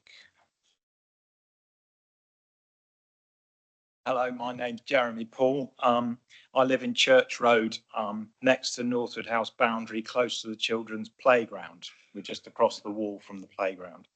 My objection relates primarily to prevention of public nuisance. Music and bass beat from Northwood House inside music events have been audible beyond the boundary inside our house with the windows closed, both during the day and in the night.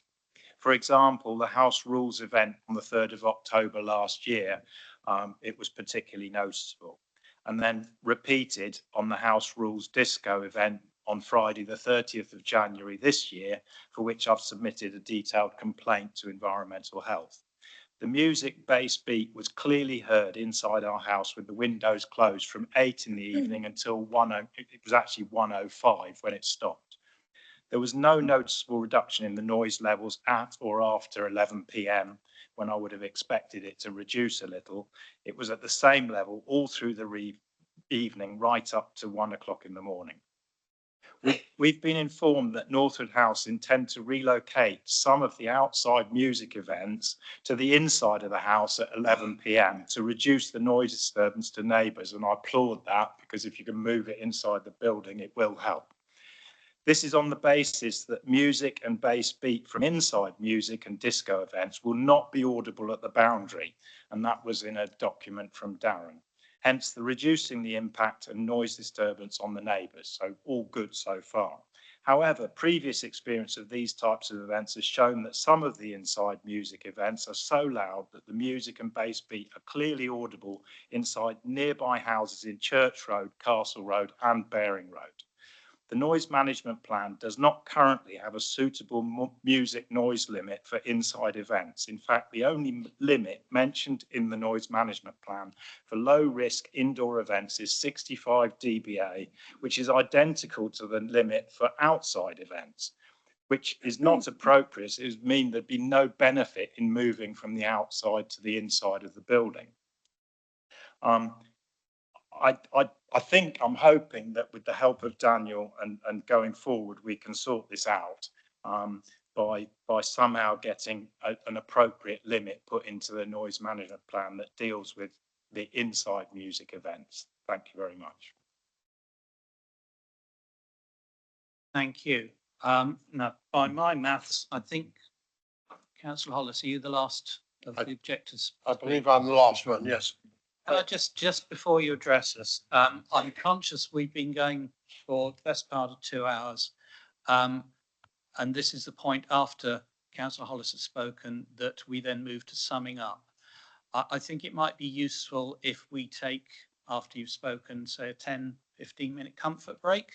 But that will also give everyone who wishes to do so the chance to prepare their final summing up.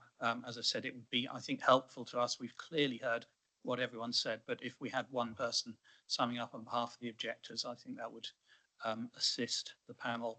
So would also give a chance for an actual comfort break as well. So we shall do that.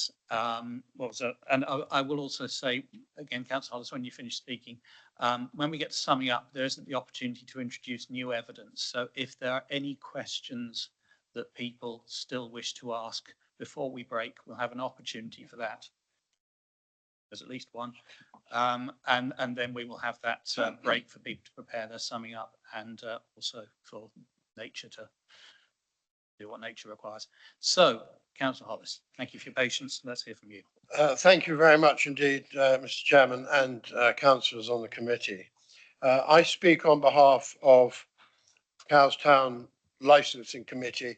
Remember, Cowstown, I'm speaking for a much broader group of people, and I've summarised really what we have heard, what we've been told. We met on the 14th of January to look at this application. Some 30 plus people, deeply concerned residents of Cowes, were in attendance and gave their evidence of the current situation at Northwood House. As a committee, we had no idea as to how bad the current situation is. The committee heard of evidence of severe and multiple breaches and failures of the 4 objectives to good licensing practice and other factors. And plus remember that the objectives are for the prevention, not the dealing afterwards, but for the prevention of harm. The list is summarized of what people said on paragraph 27 of the report. And you would have heard from the residents. We wondered how on earth Northwood House hadn't had its current license revoked through such multiple failures of control. In general medical circles, noise is fully recognized as extremely harmful and can bring on increasing anxiety, chronic stress, depression, and loss of sleep, which can lead to long-term cardiac harm, metabolic disorders, and numerous other losses of medical well-being, let alone the consequential social problems. Added to this, other issues already highlighted, like antisocial behaviour and nighttime disruption, are totally unacceptable and should not be belittled.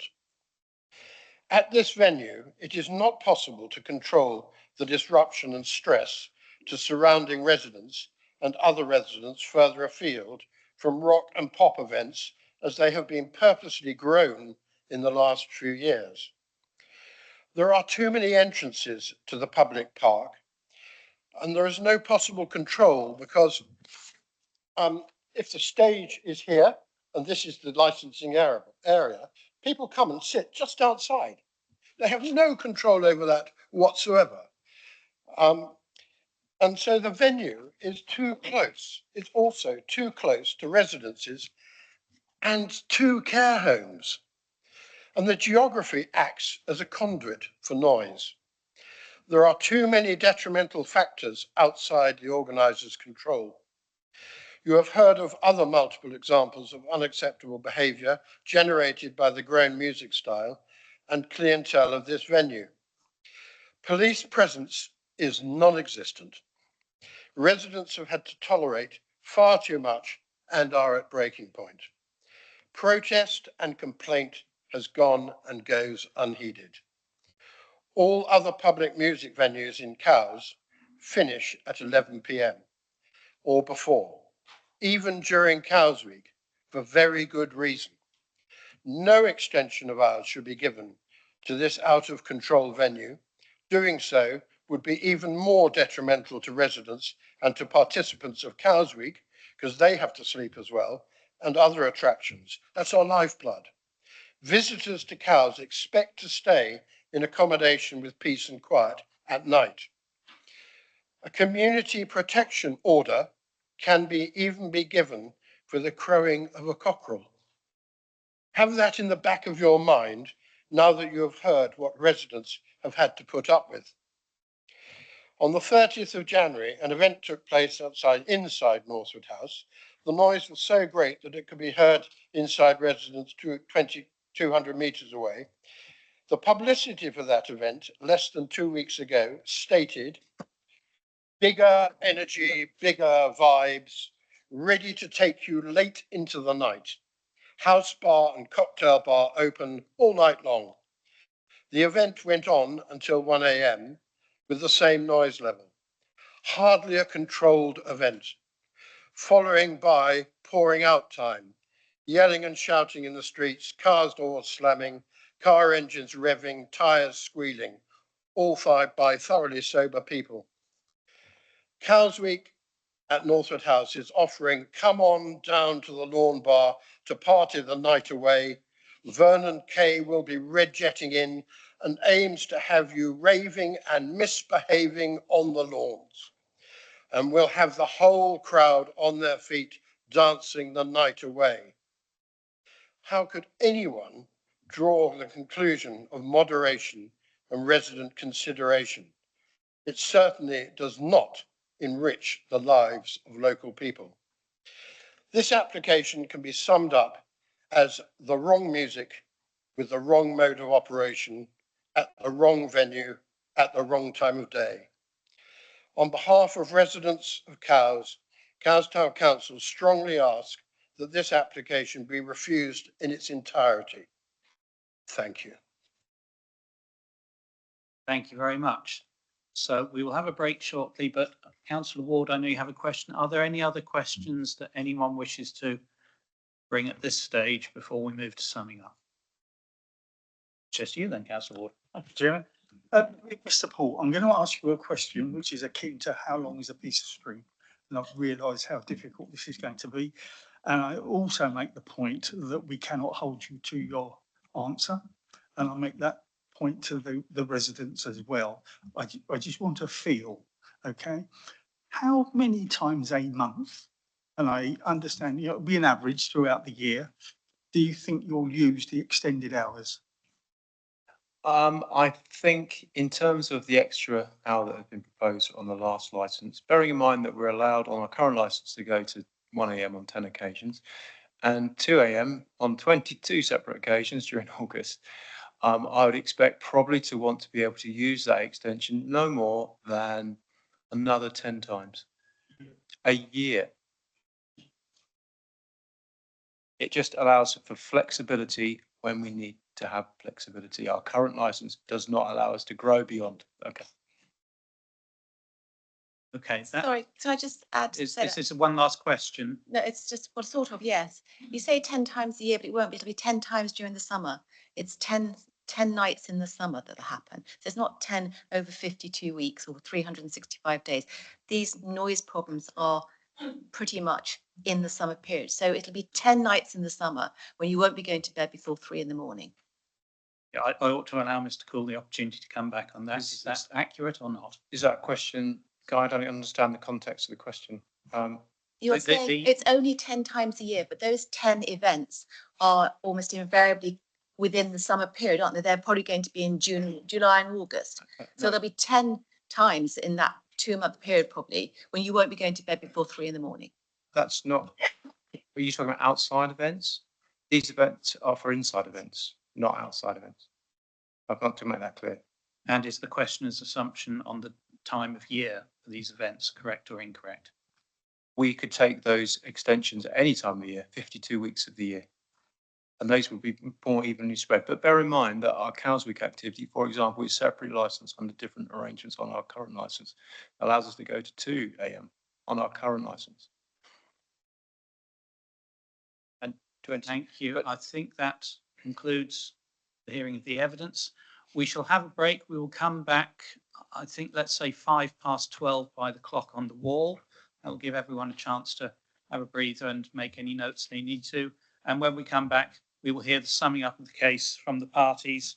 And just to remind you, it is the objectors who go first in that, followed by the applicant, and then the licensing officer, and then it is time for us to make a decision. So we'll reconvene in 15 minutes. Thank you.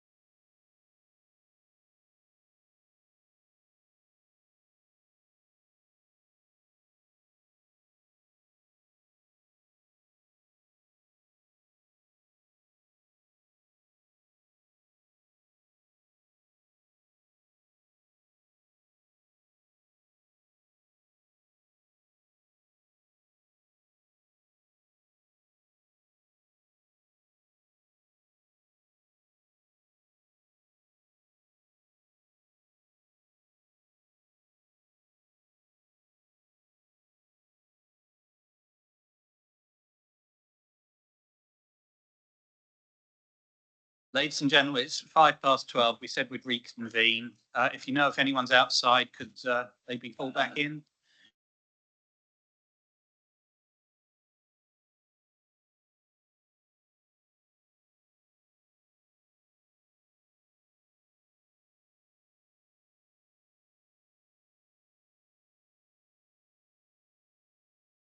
Okay. We could resume seats, please. I see there's some empty seats, but I think someone was saying some people have left. So we're happy everyone who needs to be here is here. Good. Right. So we commence again with the final part of the hearing before the panel retires.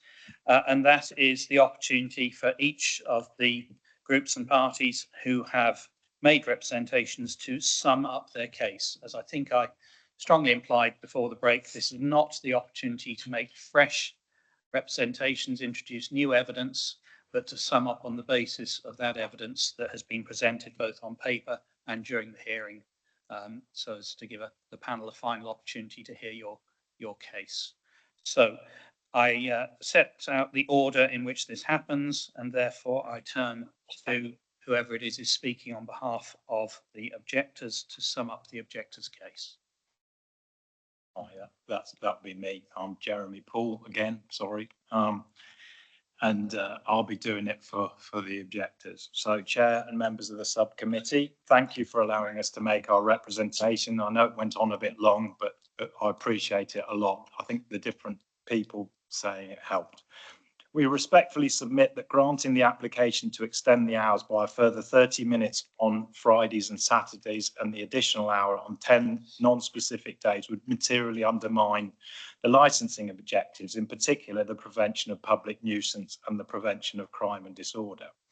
The premises already generates late night disturbance at its current terminal times.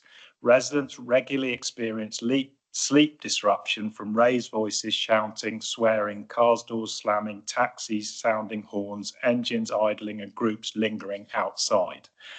There have also been instances of antisocial behaviour associated with dispersal.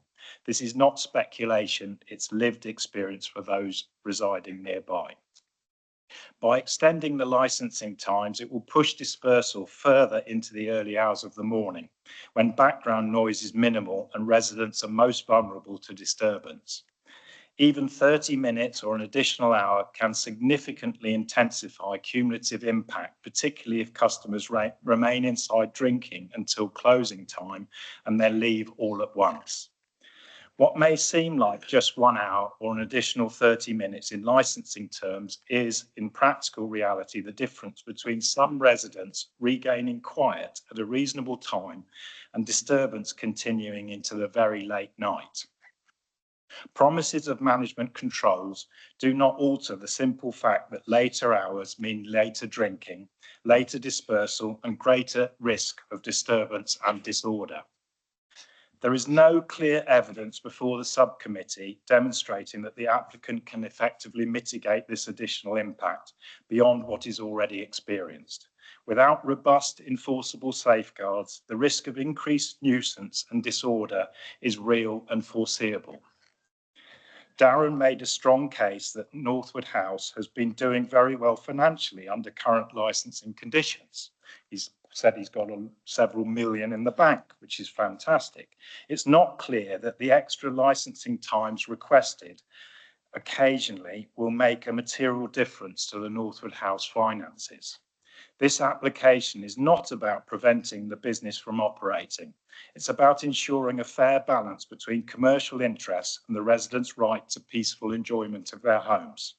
On balance, and in order to uphold the licensing objectives, we respectfully ask the subcommittee refuse the application. Thank you. Thank you very much indeed. We now turn to responsible authorities. Mr. Power, do you wish to address us in summing up? Thank you, Chair. So in summing up, I'd kindly ask again for the committee to focus on the variation application and not to retrospectively review the existing premises licence, which has stood for 20 years. What we can't do is lose sight of the improvements made during 2025, and I believe there is an acceptance in the room that matters in respect of noise control improve for the better compared to 2024. This is not a paper exercise, and the House has been subjected to increased scrutiny during 2025, and the results of which confirm the revised controls going forward have worked. This revised application seeks to add additional safeguards with the condition of the noise management plan, a live document which seeks to proactively design out future noise issues that may occur. Mr. McNeill has advised of his concerns during 2024, and I accept his concerns, having raised similar concerns with the House in 2024. However, I must question the data obtained, which is not subject to the rigour of controls environmental health must satisfy.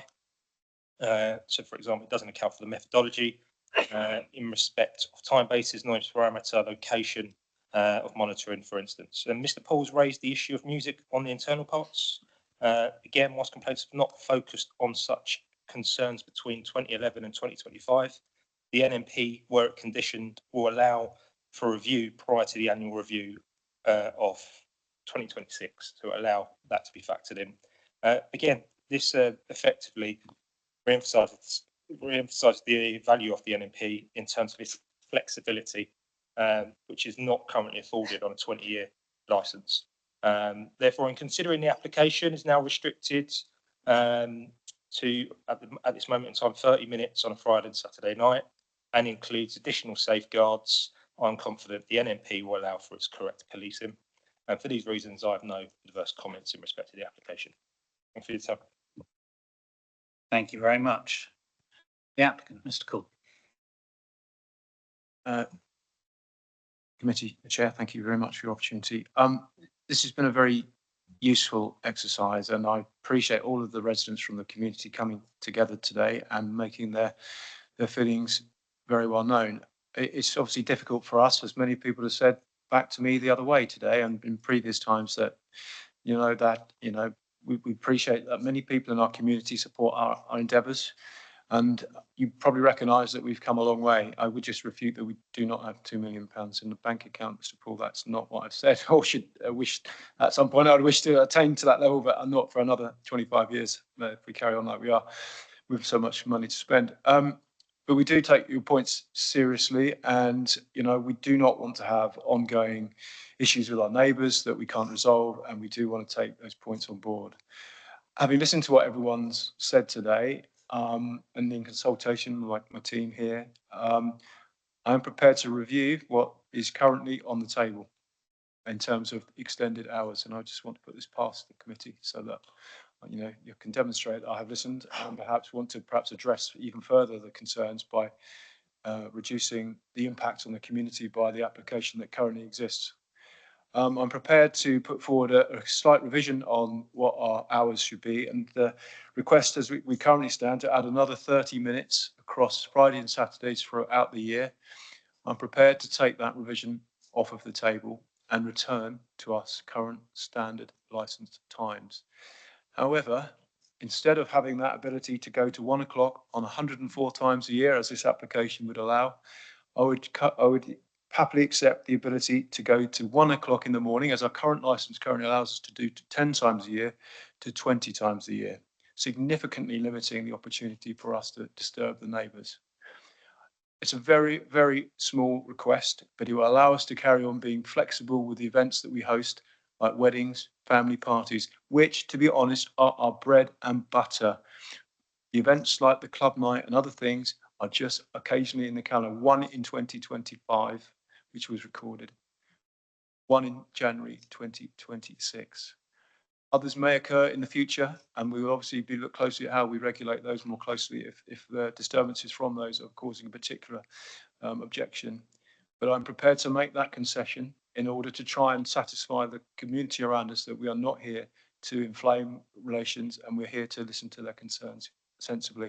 And I hope that addresses one of their concerns or some of their concerns. We do desperately need to make sure that we manage our sound and our nuisance, which is obviously high on everyone's agenda. And I know that the new sound management plan that is being proposed is a good document. And I know that the environmental health and our consultant will work with us to make sure that it delivers the results that we want to protect the community in the ways that it needs to be protected. Commend that to the committee, and I hope to take that on board in terms of the variation I propose to take, listening to everyone's concerns. Thank you. I think we'll probably need to take some advice in due course as to what we as a committee considering a variation can do in relation to what you've just put forward. Can we? I'm taken a little by surprise with that. I mean, I'm due to hear, Ms. Bull, from you to sum up. Can you address that now, or is that something that the committee should just take into account when we retire to consider our decision? Yes, I mean, obviously, Jodie can provide legal advice, but one of the options available to you today is to grant part or all of the application, and therefore, if the applicant has made further concessions, then you are absolutely able to consider those. Okay, so we can take those, that Yes. what's been said on board. In that case, can we simply hear the summing up from licensing?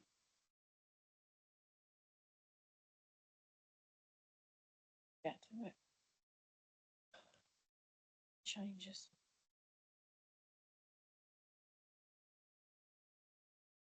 Okay.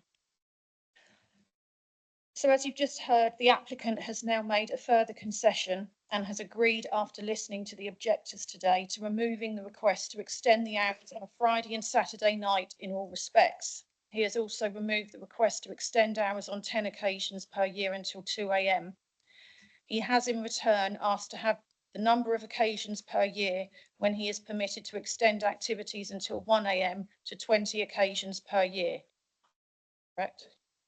Each of these occasions would be subject to conditions and compliance with an approved noise management plan. These extended hours are being sought in relation to private and special ticketed events only, and therefore concerns raised suggesting that it will be a draw for late night revellers leaving the town centre are unwarranted, as there would be no access granted to them to these events. You've already heard that the Lawn Bar closes at 10:30 p.m. during its normal operating hours, which is earlier than the town centre licensed premises. Many residents have raised genuine concerns in respect of noise from music during events, and it is not disputed that in the past these concerns would at times have been fully justified. It is for this reason that such extensive work has gone into the production of the new noise management plan. Section 182 guidance states at paragraph 9.12 that each responsible authority is an expert in their respective field, and you've heard from both the applicant and Mr. Power the detailed work that has gone into producing the plan, along with Mr. Power's reasons based on technical expertise for supporting the approval of it. Members are reminded that additional accountability has been built into the plan, in so much as the requirement for an annual review, as well as the provision for officers to intervene at any time should the authority consider there to have been any failings on the part of the operator. In respect of the other concerns raised by interested parties, the applicant confirms that SIA registered door supervisors remain on site until all customers have left the premises and the immediate area. Any issues of antisocial behaviour would be dealt with by them, but he states this is not a common occurrence, and he maintains that when leaving the premises, normally 30 minutes after an event has finished, that he doesn't see groups of people loitering in the wider surrounding area. Inquiries made with the community safety manager confirm that Northwood Park is not deemed a hotspot for antisocial behaviour, and he is unaware of any reports suggesting this. The police, during the consultation period, responded to say that they have no objections to the application. As a result of the large number of objections received, the police were contacted again and made aware of the concerns of residents. Once more, they confirmed that the proposed conditions meet the requirements of the police in regard to the nighttime economy and preventing crime and disorder. The applicant has committed to installing CCTV to the same specification as other licensed premises, and the police are satisfied with this. Members are reminded that the Section 182 guidance, paragraph 2.27, states that in respect of antisocial behaviour, beyond the immediate area surrounding the premises, these are matters for the personal responsibility of individuals under the law. Any individual who engages in antisocial behaviour is accountable in their own right. The licensee cannot be held responsible for the behaviour of individuals who choose to behave in an antisocial manner within the vicinity of the premises, who may be on their way home from other licensed venues in the town centre. At this time, there is no immediate evidence linking the behaviour of these people to Northwood House. With regards to the objective of the protection of children from harm, concerns have been raised that children are being exposed to alcohol-related behaviour, including intoxicated young adults swearing, behaving antisocially, and engaging in an inappropriate activity in a public park that is otherwise promoted as a family-friendly space. The licensee has a responsibility to ensure that children are not exposed to moral, psychological, or physical harm whilst on licensed premises. This includes exposure to alcohol consumption, but also wider harms such as strong language and sexual expletives. His responsibilities extend to ensuring that children are not permitted access to adult-only events and preventing underage sales by having robust processes in place. There is no suggestion or evidence to support that there have been any failings on the part of the licensee or his team in this regard. Equally, there is no evidence to suggest that young people who gather in the park to listen to music from these events are being exposed to harm as a result of licensable activities taking place at the premises. Children and young adults remain the responsibility of their parents and carers and not of the licence holder. In respect of other concerns raised, the licensee acknowledges that an occasional issue with litter has there has been an occasional issue with litter and has committed in discussions with officers to increasing the number of wheelie bins around the premises during large events. With regard to the issue raised in respect of the stage, on occasions during larger events, the stage structure has extended beyond the boundary of the licensed premises. Regulated entertainment, however, has still only ever taken place within the boundary of the licensed premises, as the area that has on these occasions extended beyond the boundary is the backstage area, and the updated plan that forms part of this application addresses this discrepancy. Issues raised around discarded electric scooters or wildlife are not relevant to this application. The National Licensing Framework was published by the Home Office in November 2025. And whilst it acknowledges that the 4 statutory objectives remain vital and it doesn't replace our own statement of licensing policy or Section 182 guidance, it does require authorities to now consider the framework and what the government wishes to achieve by supporting hospitality, leisure and nightlife venues to thrive. The authority's determination should be evidence-based, justified as being appropriate for the promotion of the licensing objectives and proportionate to what it is intended to achieve. The Licensing Act contains provisions whereby an interested party can apply for the review of a licence at any time if there is evidence to suggest that one or more of the licensing objectives are being undermined, and it therefore remains the recommendation of the Licensing Department that option 2 is appropriate. Thank you. Thank you very much. That concludes this part of the hearing. It's now for the panel to retire and consider their decision. I think we will attempt to reach a decision now rather than sending everyone away. It will take us a little time, so I'm sure Kat can sort out where you may wait, but we will get a message to you when we are ready to announce hopefully a decision, which we will attempt to come to now. So thank you for your contributions, and we will resume again as soon as we can. Thank you.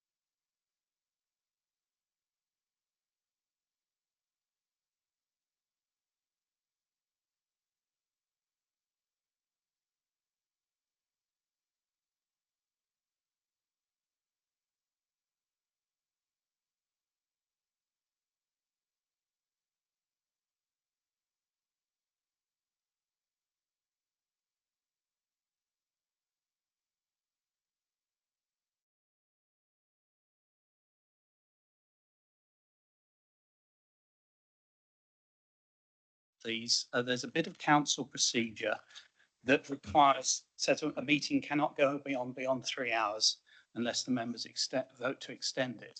We're at 12:59. Members, are you happy to extend for an extra group? Agreed. Right, we've done it just in time. We are close to a decision, so I'd hope we'd be back with you with it in the next 15 minutes. So I hope you appreciate, I didn't drag everyone in just to hear us go through that little bit of procedure, but we will be back with you shortly, I suspect. Okay? Thank you. We adjourn again.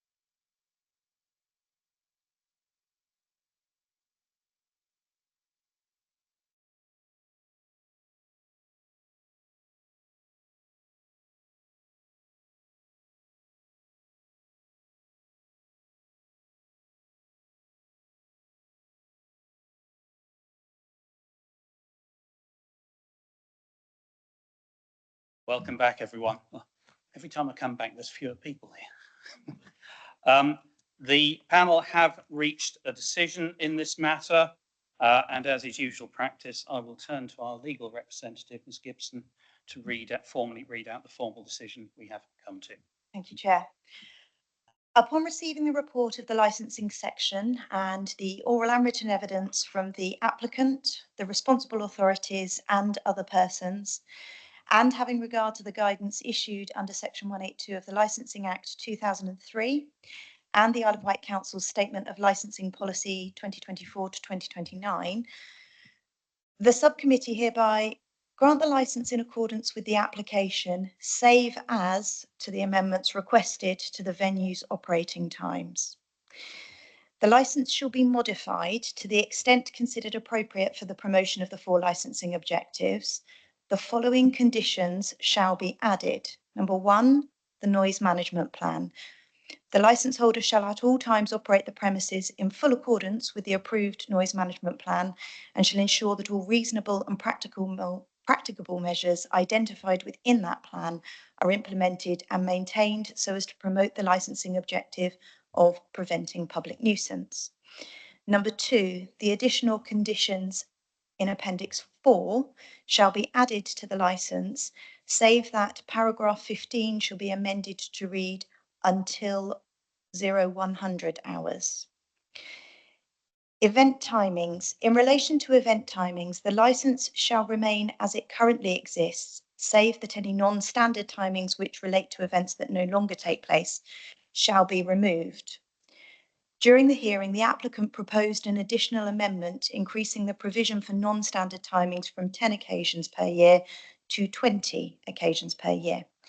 The subcommittee considered this proposal and determined that while an applicant may modify or withdraw elements of their application during a hearing, such modifications must remain within the scope of the original application and the published consultation. Amendments which materially alter the nature or scope of the application cannot lawfully be considered without proper notice and consultation to ensure that all parties receive a fair opportunity to consider and to respond.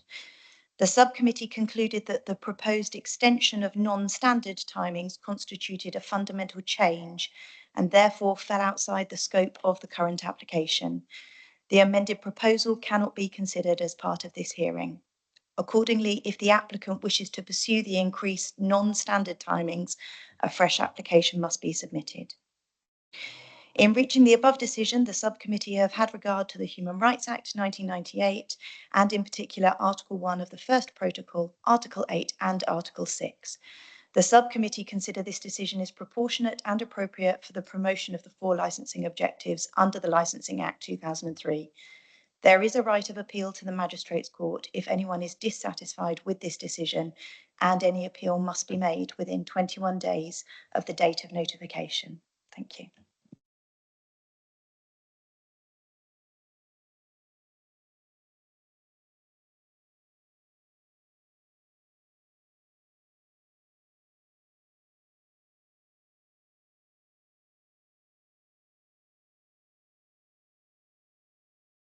That is our decision. I hope it is clear. I assume it's published. And I say thank you to everyone who attended, applicants, objectors, and all those officers who have worked very hard on this. I know it's been quite a difficult process for all to deal with and complicated, but I hope we have reached an appropriate decision on the basis of everything that's been presented and we have heard. Thank you very much for your attendance. I now close the committee.